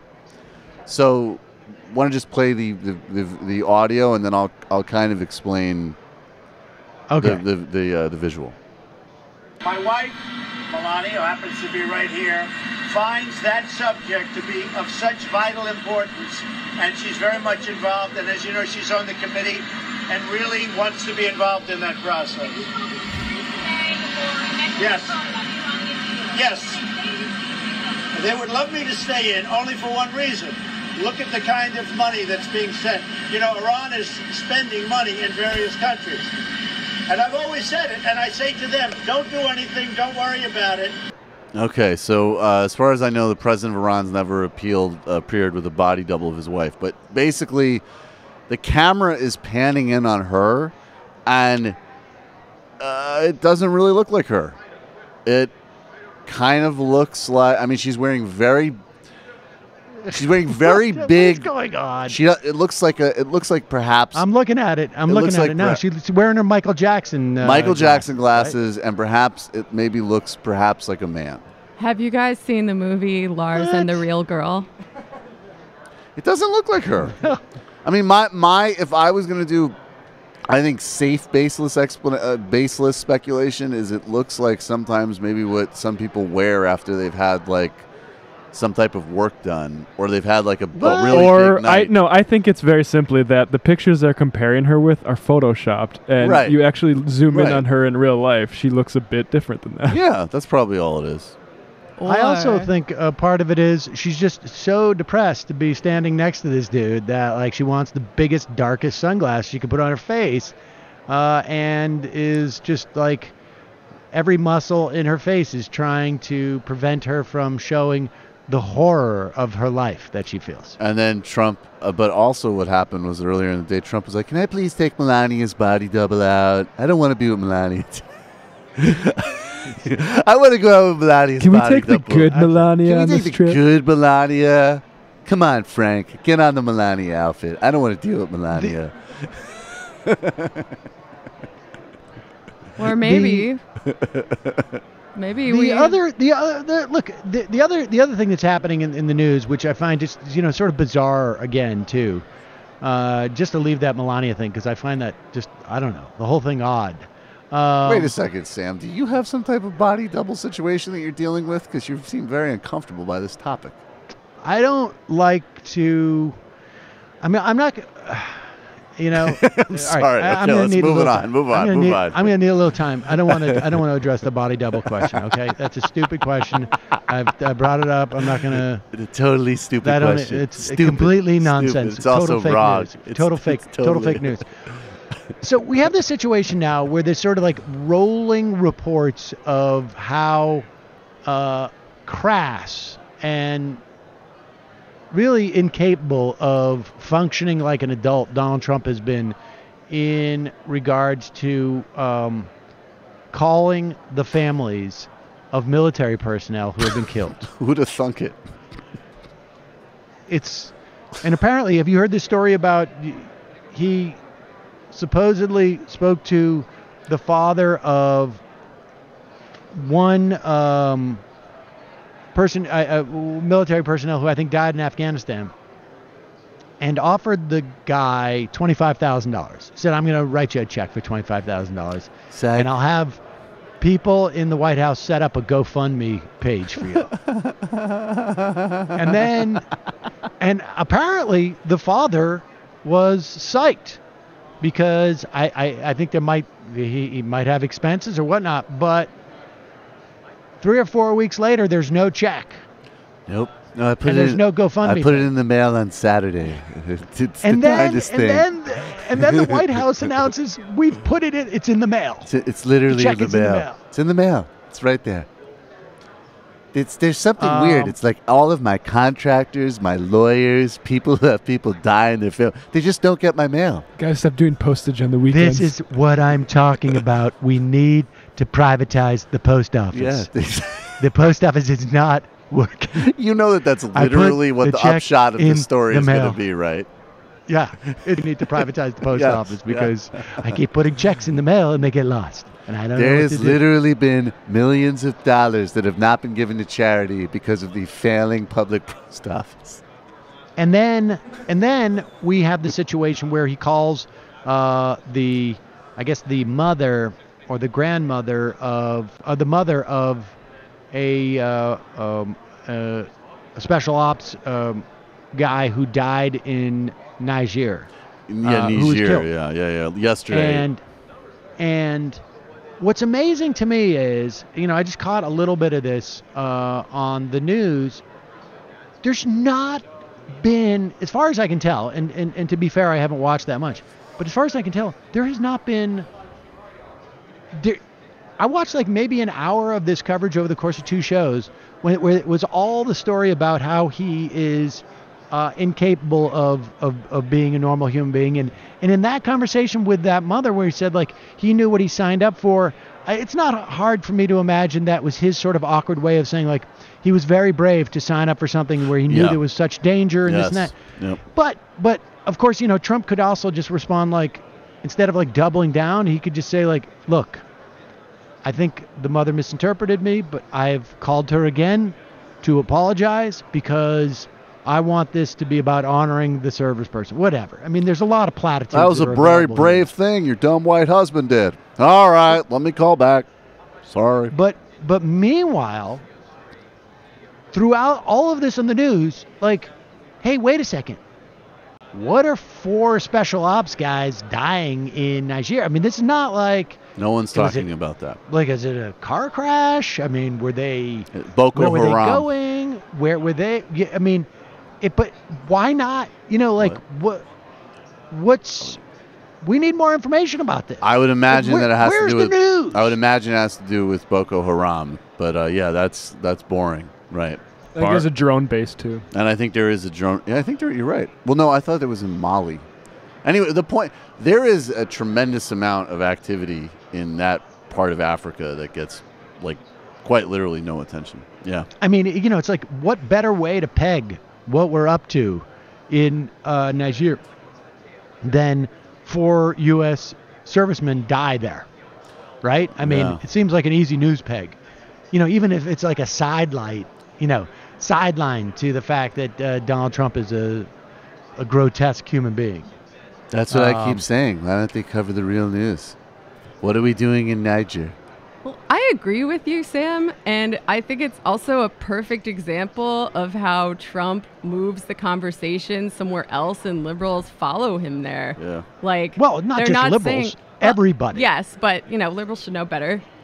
Like, they're not saying, what the fuck are we doing sending all these troops to die, intervening in various parts of the world? They're saying, like, oh, Trump was a dick. Right, and I don't even hold the media to account for not saying, like, why are we doing this, or questioning, making a value judgment on it as much as, like, here's the story behind this. Like, these guys didn't die in Fort Dix in a car accident. Explain why Although they died. black people are very bad drivers, and that's true. It's just science. He knew what he signed up for, but none of us but do. No. But here is the sort of like the rolling dilemma about this, is that on one hand, and again, I go back to, because I was having a conversation with someone about this last night. In 2002 and 2003, 2004, like the level of skepticism by the media of George W. Bush was less than zero. Less than zero. There was nothing the White House could put out that they would ever question. Now, everything the White House does is questioned, except for, of course, like, sort of like the substance. But at the very least, there's no, benefit of the doubt. And I think they're actually very reassured by that stuff. Like, we're supposed to be conducting unsurveilled, military action in Niger. That's being presidential. Right. But the short-term political benefit is a positive one. I worry about the long term, but this is all part of that same dynamic where, I worry that if Donald Trump gets reelected 5 years out, like the questions of what we're doing in Niger will be just completely, there will be no questioning that it will be, that we will revert, because when we were talking about why you want a Hillary Clinton as opposed to a Donald Trump in terms of building a left in this country, like a genuine left, it is a function of comparing, what happened to the left under George W. Bush. And I think the left is in a different place now than it was, is in a different place as of 2016 than it was in the year 2000. But, we're only a year into the Trump administration. Who knows what happens if it goes too, in terms of, like, David Frum ends up being our regular Friday guest. Don't perish the thought. Well, don't even joke like that. It's horrible. But that's a good example. I mean, actually, a thing like activities in Niger would be like one of the only areas. I mean, and people actually made that there's no difference argument, which was so, mind-bogglingly stupid, obviously. But there's no doubt that under Clinton, there would be stuff like this going on in Niger. And like, I would do probably like a 4-part series on my show about what was happening in Niger, and we would be covering it much more extensively under Hillary Clinton. And the media would be all over why we are in Niger. To some extent, Benghazi partially too. Because Hillary, and the Republicans would do Benghazi too, but Hillary wouldn't call up and be like, well, your husband was a big dumb donkey, you see. Yeah, that's why he got killed. Anyways, I got more stuff. I got some fundraising. I've got some literal direct emoluments clauses to abuse my husband. So, laters. I'm going to send you a check for $25,000. However, the money is frozen in a bank account, and I just need you to send $2,000 to my attorney, who will then release the entire $25,000 back, maybe even $50,000 too. So hold on 1 second. Let me get my husband on. We want to give you the money, but you first need to give us the routing number to your savings and checking accounts. We have a friend. He's a prince in Nigeria. He's got a whole fund. We're going to release the whole thing, but we need 1,000 up front. Let's go to the phones. Calling from a 631 area code. Who's this? Where are you calling from? Hey, Ben. Yeah, who's this? Hello. Hey, Hello? This is Tim from New Paltz. I called last week and ranted about apples and insects for a little while. Yes, I remember. I remember your Apple rant. Okay, good. This is a very different rant. Did y'all hear about Alex Jones chemically castrating his own fans?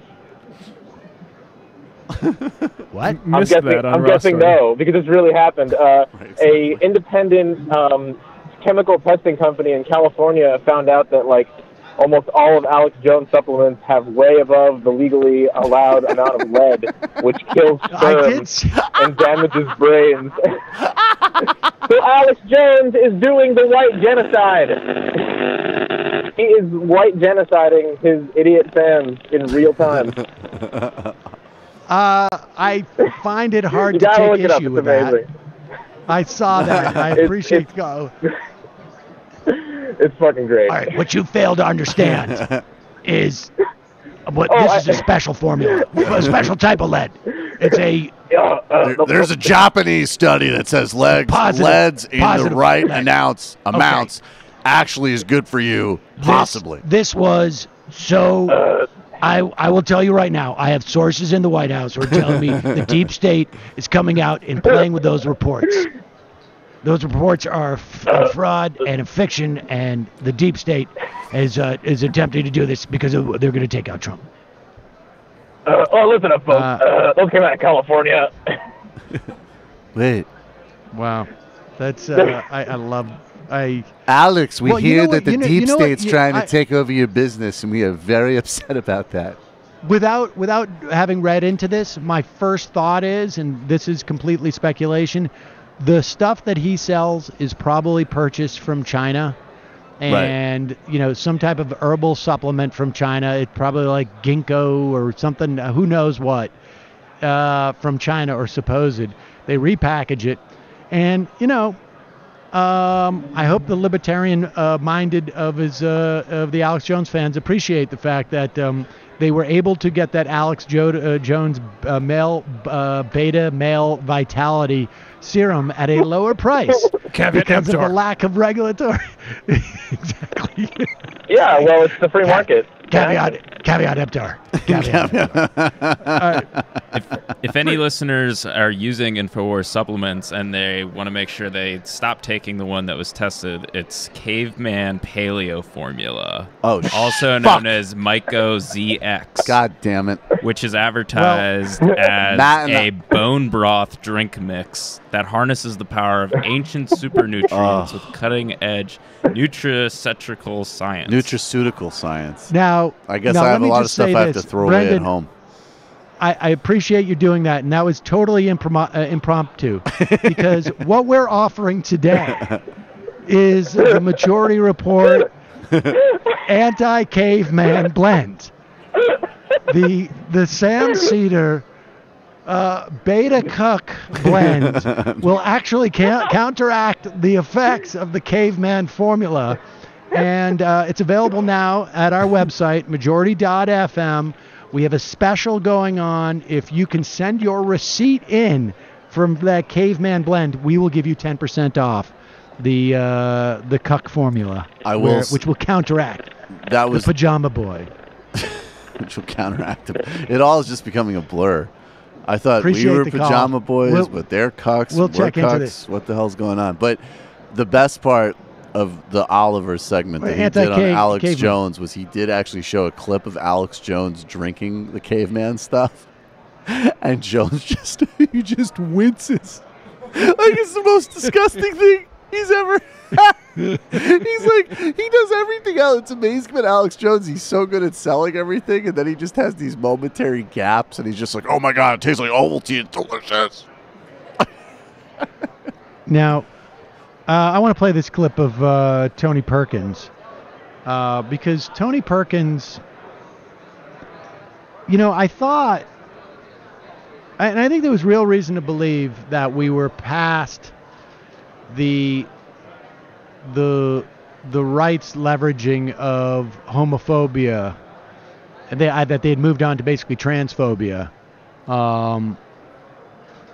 But they may be reviving this. I mean, I think there might be, they may actually even revisit this. I think on a Supreme Court level if they get another pick here. But here's Tony Perkins. Well, of course, blaming the military's acceptance of LGBT people for costing a 2-star general his job. I thought the new standard of morality was consenting adults. Now notice she consented. I mean, she was engaging in this.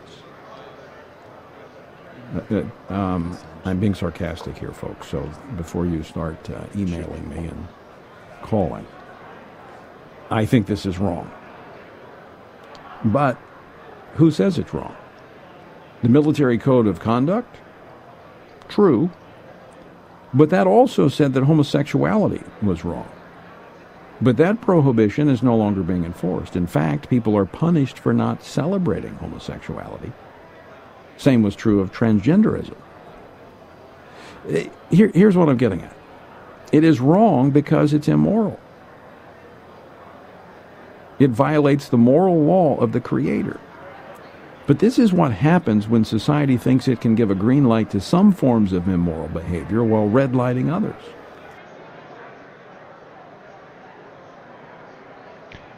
I talk about confusion. I'm not even following what he's saying here. Is he saying that this general had to resign because of some offense, and people don't realize there are certain violations of the Uniform Military Code that because now that we accept LGBT people into the military, it has blurred the lines of right and wrong for everything? Is that the argument? Might as well throw the code out. So to quote Tony Soprano, what he's saying is it's just like that Senator Sanatorium says, pretty soon we'll be fucking dogs.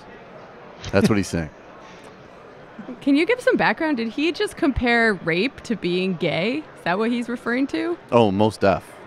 Jesus. He's saying that rape is wrong, but you don't know that it's wrong because gay people are allowed to be in the military. Oh, story checks out. See?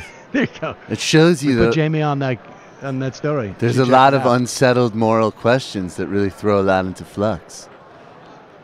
Rape, not rape. Not rape, gays, but in a certain sense... allow gay people to live, not live. It all gets so confusing. So you think to yourself, should a teenager who's transitioning, should they be physically abused in school? And you would say that's tough stuff. But then on the other hand, the same reason that that's wrong is why rape is wrong. So maybe in a certain sense, it's all okay. I don't know. Complicated. Let's go to the I Am Sam. Speaking of advertising, what must your poor family think when they hear you hawking discount codes for toothbrushes and underwear?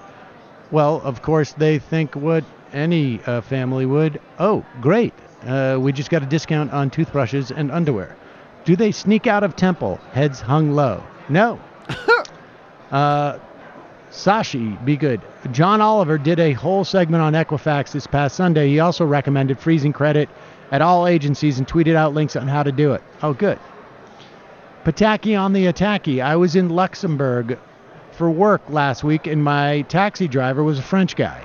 He didn't put on his seatbelt, so the car started beeping until he put it on. He said, we just don't have any freedom anymore. It took all of my effort not to laugh. Maybe French-American-style libertarian could be an interesting character. Well, I'm not able to have freedom anymore. I can't even do it. I remember we had so many of those. Remember the light bulb caller? Yes. Yeah. Yeah. That's a big issue, the light bulbs. Yep. Let's see. Letter carrier. Bernie Sanders' boyfriend was caught growing the devil's lettuce on his porch in Ogunquit. That was in, July. I don't know what that's in reference to. Sam, listen to your interview on Marin this morning. And on behalf of all the MR cucks, thanks for being you. Holy shit. Was that the first caller, Seb? Oh, yes, folks, I should tell you, I'm on the WTF episode that was released today from an interview I did in May. Wait, you a second one? Yeah. Oh, that's cool. What'd you guys get up to this time? I don't remember. I did it in May. I have no recollection of what we talked about. Yeah. I had totally forgotten about it, and Brendan McDonald, Marin's producer, texted me. He's like, what do you want us to plug? And I was like, what? What are you talking about? Sam, my MR membership turned 2 years old Monday. Can I get a sound effect? Michael, could you hit the shofar button?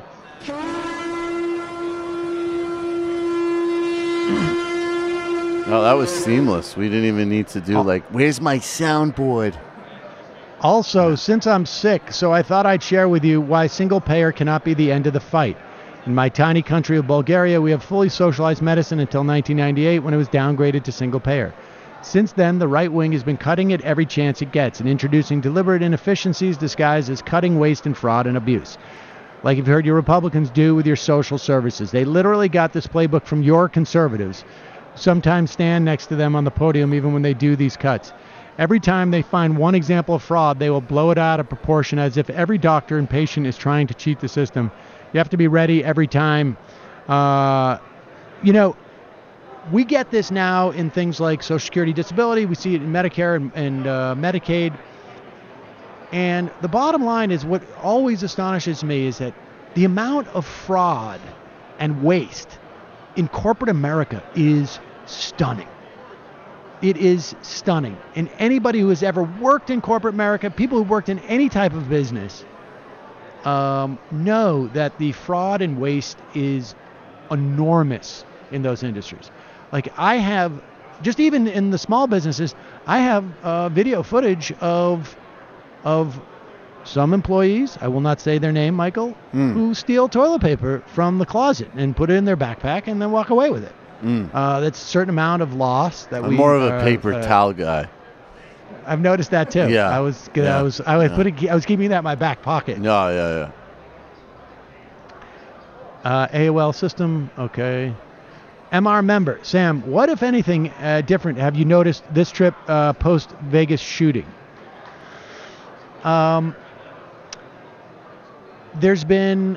There's actually been a couple of places I've got into that they wave you down with a wand. I've noticed it more, and I've only, I don't leave the hotel that much. So there's a lot of people here. Most of the people I run into weren't here at that time. But I've talked to a couple of dealers, and I talked to a couple of people who work at the car thing out in front of the hotel, whatever that's called. And there is a feeling like there was sort of like a PTSD in New York City after 9/11, and there is a quality of that you get from some of the people that I've talked to. Just sort of like a tentativeness and an uneasiness. Largely speaking, if you didn't know, you wouldn't know. There's, Vegas has adopted that Vegas strong thing now, which I guess is like, what happens in this country when you have some horrific event. The way everybody recovers is by, the blank city strong name. I mean, I don't know. I try not to be too cynical about that. If it helps people to deal with, a scary event, a very traumatic event. I mean, there, a lot of people in this city, a lot of like taxi drivers and whatnot, who, came to the event to get people out of there and stuff like that. I think are really sort of feeling still feeling the trauma from that. And I think it's going to be a while. 600 people were shot recently, but not by an army in a war zone, but by a single person in a U.S. city. It took less than 10 days to disappear from the nation's conversation. All we did is reset the clock, waiting for the next one. Indeed. Angry author. Hi, Sam. I keep thinking about 2018 and 2020, how there will be millions of new voters in the mix. And teens turn 18. I often hear this generation called the most progressive and tech-savvy in history. Would like to know if you're aware of any movements to mobilize these whippersnappers into a new bedrock leftist voting bloc. I'm not familiar with it. I mean, through the years, you hear about, initiatives to do that. I'm not familiar with anything right now. I would imagine if you wanted to hit those people, you'd need to go to like Snapchat or Instagram, but and YouTube maybe. That's always been traditionally a very hard group of voters to mobilize, but who knows? Look at there's definitely lessons to be learned from the UK because they actually did it to some extent. And there are some more kind of specifically movement-oriented things, too. Communist Dog, wow, Sam, they still have $2 minimum blackjack tables in Vegas? Actually, they do, if you go to the tables downtown. Calling from a 530 area code. Who's this? Where are you calling from?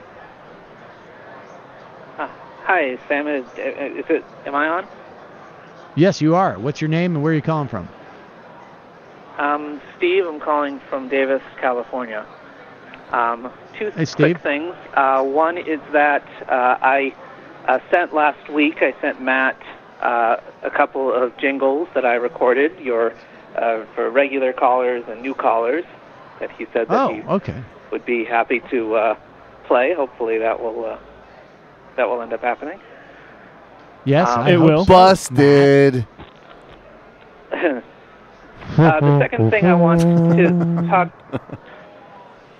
The second thing I want to talk about is that I think a little bit lost among the fight between you and some of the others on the left is that I don't really know how having Hillary Clinton as president right now would have a good return in sort of the long run. We're not going to play your song, sir.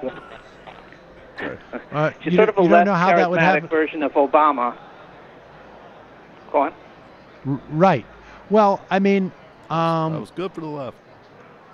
I think that Obama was actually good for the left in terms of mobilizing it, because the argument became because it was there was a left was rallying against the center as opposed to the right, and I don't think it's a coincidence that you saw the growth of all of these movements under a Democratic president, and okay, but I mean, didn't what? Didn't the Democrats end up losing 1,000 seats and 100 electoral votes during this time? Oh yeah, yeah. I mean, what would have stopped this trend line from having Republicans take over in 4 years and then doing all of the cuts and the judicial fillings and all of those things that are happening now? Well, right, they wouldn't be happening now. I mean, I can tell you this. Well, I could, I mean, I could tell you this right now. I mean, they wouldn't be happening now, and a hypothetical 4 years out is definitely better than a not happening now. But I can just tell you that that fifth Supreme Court seat would not be Neil Gorsuch's, and eventually, but I mean, even if it was Merrick Garland, then you would not have what we're going to see have happen to public sector unions. Definitively, end of story. I'm sure. The debate wouldn't... Hold on, let me finish. The debate wouldn't be about Muslim bans. The debate wouldn't be about whether or not, we're going to have no health care whatsoever. Going to have, all of these debates would be on things like antitrust and strengthening the Consumer Financial Protection Bureau. And we would be railing against the unwillingness for a centrist Democrat to pursue a left agenda rather than, hoping every morning that we wake up that there isn't millions of deaths on the Korean Peninsula. We will be fighting a single front war instead of a two-front war. Right, and you're I agree presuming... with all of those things. I just don't, unless you are able to stop the Democrats from hemorrhaging seats and et cetera, I don't know how this would have stopped this from happening the next time. Like how this wouldn't have just been a delay of fighting on these two fronts rather than do you see the actually circular doing something about it. Well, a delay, listen, I mean, a delay of fighting on two fronts is better than a definite fight today. I mean, if I give you the opportunity, right, of you're definitely in a car crash today, or you may be in a car crash tomorrow, what are you going to choose? Fuck Hillary Clinton. I mean, honestly, like, what are you going to choose?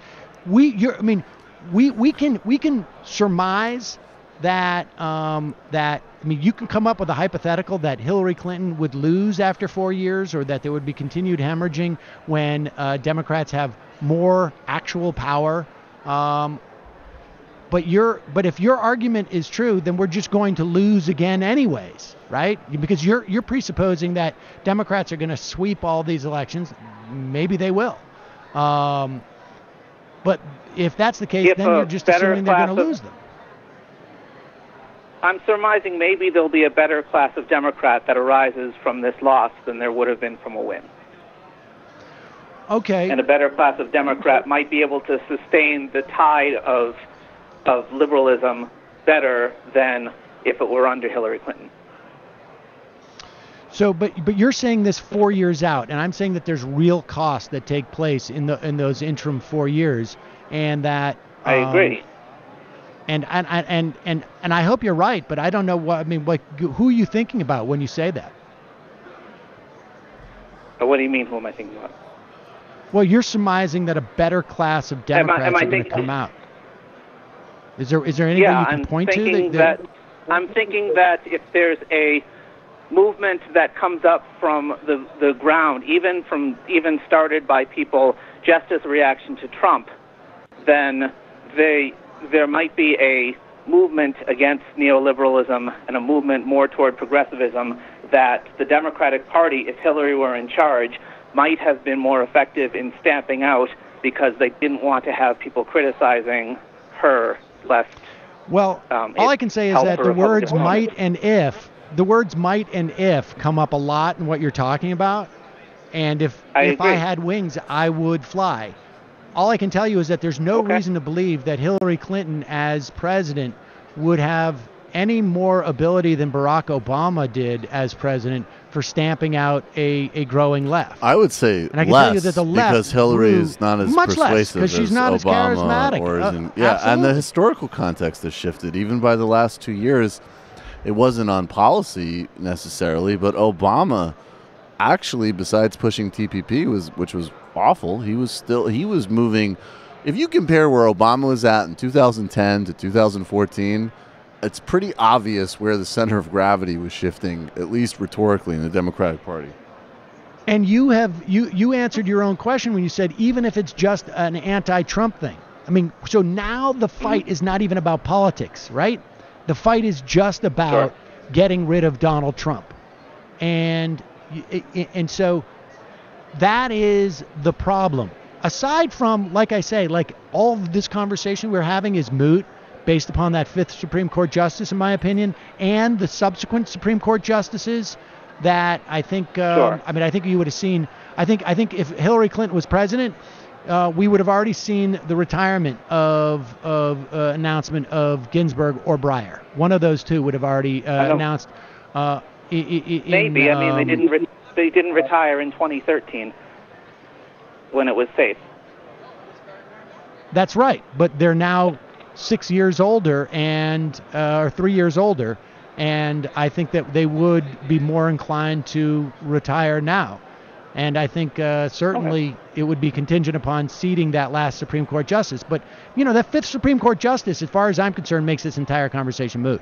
And the 166 federal judicial appointments that Donald Trump can now make. And if you dig in, just like literally spend 10 minutes reading about some of these judges that are going to get confirmed. Eventually they're going to get confirmed.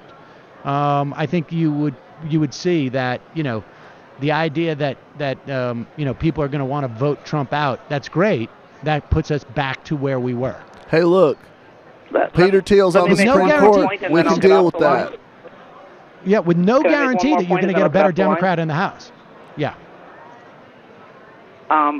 We've had 5 Supreme Court justices in the last 12 years that have stepped down or died. Those judicial seats are filled all the time, or they're not filled all the time, or it's just, if you're talking about a Republican president in 2021 versus a Democratic president, it would seem as though a lot of those seats or new seats would come up again. Like it's just sort of a cycle. Are you familiar with the concept of age? Now versus Are you familiar with the then. concept of? Are you familiar with the concept of age? I am. The average age of all of the Republican appointees is like, I don't know, 20 years younger than. Well, I mean, Alito, Roberts, Gorsuch. I thought Alito, Roberts, Gorsuch, Thomas and Kennedy are pretty old, but the others are not. I agree. Right, and Kennedy, Ginsburg and Breyer are extremely old. That was very rude. All right. Appreciate your the show. call. Thanks very much. Thanks. Thanks for calling. I have some of those jingles he has, by the way. Well, let's do a little dry run. Regular caller, majority report. That's good. I like that. I like that. The majority report. Sam Seder has a new caller.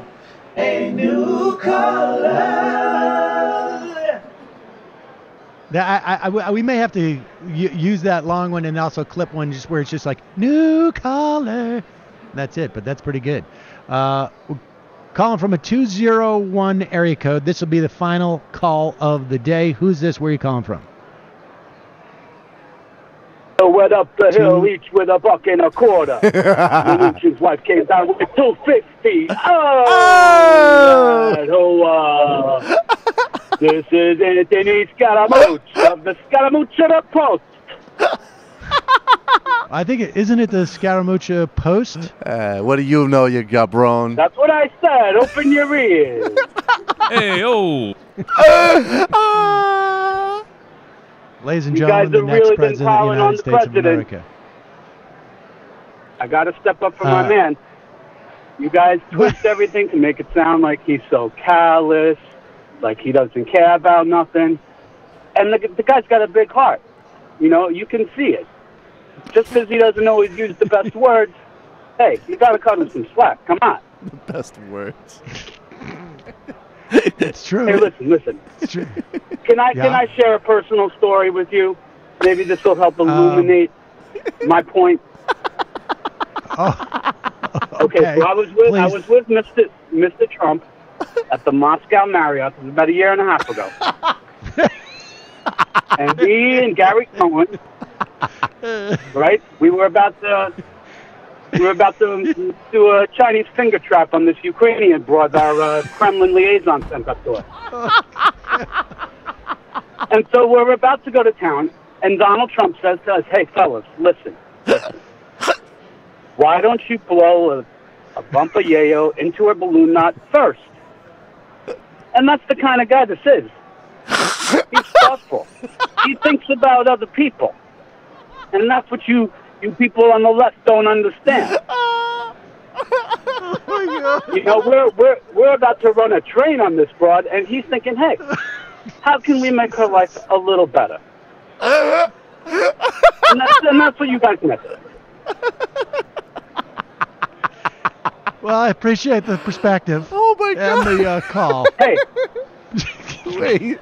You got it, Sam. Hey, Sam. Yeah. Sam. Yeah. Can I make one point? I know she listens. I want to talk to my girl, Sarah Huckabee Sanders. I know she's a fan of yours. If you're listening, Sarah, okay, that eye makeup that they got you wearing, it draws attention to your lazy eye. All right, you got to get rid of it. You got to get rid of it. He's not With the wrong. proper makeup, she is a solid West Virginia 7. All right. Whoever they got over there now don't know what they're doing. All right. Well, I think I appreciate your perspective on this, Anthony Scaramucci. Hey, yeah. Keep up the good work. All right. Keep up the good work. All right. Thank you. Thank you. Take it easy. All right. Yeah. Okay. Wow. It's because they fired all the gays. Exactly. That was the first time I remember. I was like, who was the fucking Liberace that made her from a -15 to a 5? That guy's a genius. So no, we fired all the homos because Steve don't like them. Because he didn't get to be a fucking movie producer. Petrus, my guess is that Rachel's projected winnings will be to Majority Report what the Republicans' projected tax benefit is to the population at large. Ineffable. Hey, gang. Any thoughts on the online harassment that's being perpetrated by Chapo-affiliated Twitter trolls against women? Ill-mitigated spoke up about ironic rape jokes, and she got threatened by some bro named Nick Mullen. Who dat? Needs to be called out. I don't know who Nick Mullen. Who do you? Yeah, I think Nick Mullen. I think he does the Come Town podcast, if I'm right, and they have a lot of Come Town. Yeah, and I don't know the specifics of this harassment campaign. I think it basically like somebody called out them for tasteless jokes, but rape jokes was my understanding, and Chapo fans they have an overlapping fan base between Come Town and Chapo, and they are harassing the woman who made this statement. Yeah, I was reading about it this morning, and it seems kind of bad, and like they should probably say something about it. I mean, I feel like if I had a sense that, I don't know what Chapo affiliated Twitter trolls are. I mean, I don't know do we have? We don't have it horrible. as much as we don't have it, but I would just. I mean, look. It's a balance because you can't be responsible what people say on your behalf or in affiliation with you. But at the same time, you can really easily just say like, "Yeah, don't do that." Yeah, I mean, it's not that hard. Have they not? Have they not done that? I don't know. Without sort of like assessing what. I have no idea. I don't think so. Is Nick Mullen still on They Twitter? should. I was under the impression he was no longer on Twitter. Didn't he also get in trouble for child porn? No, I have no idea about any of that. Don't throw that out there. Well, Yeah, I have no clue. There was some possible pranks being played with that, and but we don't know the details of stuff like that. Michael, I'm a Patreon subscriber to TMBS, but I've never listened. Level with me. How much effing reggae do I have to endure if I listen? Actually, I have to be honest with you. Actually, not that much. Although on the post game, we did play Steven Seagal's dance hall track with Lady Saw. Yeah, we mainly do instrumental rap tracks. Actually. Yeah, we actually mainly do instrumental interstitial. Yeah. History prof Trump. If you looked, every death is a horror, but if you look at real great catastrophe like the Holocaust, and you look at the tremendous tens and tens and tens of people that died, and you look at what happened there with a storm that was just totally overbearing, nobody's seen anything like this. What is your death counted this morning? 17, not bad. And don't get me started on the black people in New Orleans. They can't swim. That's like hundreds of deaths. So in a certain sense, Obama couldn't save as many as you or I have. But okay, if I know what I signed up for, Puerto Rico, no need to thank me. And Bonara, it seems pretty clear to me that the dual motivations for trying to move out Sanders-friendly DNC people, maybe, and to demand Sanders join the Democratic Party is about A, trying to make sure that such an agenda does not become typical of the Democratic Party, and B, trying to make sure that the ability to give and profit from positions in the party structure do not go to these people. Yes. Yes. It's all about consulting contracts. Epish. I'm proud to be a Democrat, says the erstwhile college Republican. Converts are the worst. As a Catholic, I feel the same way about Ross Dathout. Also, the Democratic elected officials I know say they don't care about the National Party. Honestly, F them. And that's coming from a member of the Democratic Party of Wisconsin. Seb Gorka. Especially after last. Why can they say it? Why can they say it, but we can't? Can you explain, Jew boy, or are you facile? If you're going to say Jew boy is either wrong to say, or everyone should be allowed to say it. Which is it? More liberal hypocrisy. I love Sarah Palin. Nevada might lean to the Dems by next year, and Flake's turnout might be low. Alabama might actually be a toss-up, according to the latest poll, and I really want Ted Cruz's head. Which of those former two races are more winnable? I think Flake is probably on his way out. I did the story briefly yesterday. There's a Fox News poll. I don't know if you saw it, Sam. Looks great. Moore is actually down 1 point in Alabama, which shocked me. So that might be a real thing. Yeah, but you got to remember we're in mid-October, and I'm as still we get closer, yes, of course. But I thought I would have thought he would already be like 6-7 points ahead, frankly. But whatever. One would imagine. Yeah. I love Sarah Palin. Republicans and Reagan was successful because he appealed to people's aspirations. The American people screwed themselves time and time again. I love Bernie, but we need like a progressive version of a Chris Christie that berates people. I think people get too in their heads about this. Lastly, over under 1 year before Trump calls April Ryan a racist. Leon, She's a total oh my God, racist. Sam, She's why are black. you not speaking to Kareem Abdul-Jabbar, or at least giving us a rundown of today, what he said at the Torch today? He's speaking in a half an hour, and I'm going to try and get him as a guest. Need to get He's speaking him. here. Need to get him. I'm working on it. Did you catch the DNC Uniform Reform Conference yesterday in Vegas? Fabulously arcane, wonky, and boring. I am going to also try and track down Nomi Konst, who's here, who is there to talk to her about it. Bernie, stop calling tax increase. Call it a national health care insurance, or words to that effect. It's not a tax. It's a government health insurance. Get Frank Luntz on it. That's a good point, but I think, it's in, I think maybe what he should do, that's a good point. I think it's worth turning it into this is an expansion of Medicare. It's a social insurance program, and you'll pay dues. Yeah, words matter, but I think people overemphasize the importance of word games. I don't know. I don't know. I think there's value in it. Yeah. Bush now using Trump to whitewash his own shitty record. Anyone thinking about decency, etc., missed the boat. Same for McCain. Yeah, I agree. I mean, this is another example of and part of this is because because Barack Obama did not hold Bush to account. But the fact is that this is another fallout. George Bush wouldn't be able to rehabilitate himself in this way. We would not be listening to, and I'm not saying we are, but broadly speaking, you would not have people, taking their cues from David Frum and, George Will if Hillary Clinton was president. Did you guys talk about this? It's about Richard Spencer rally in UF. We haven't talked about that. How much it's costing University of Florida. And they get to pick which journalists are allowed in the event, apparently. It's crazy. Andy Pants. I'm convinced Trump could be actively setting fire to Congress. Paul Ryan would be like, America's smoke detectors have changed since the 1980s, but our tax system hasn't.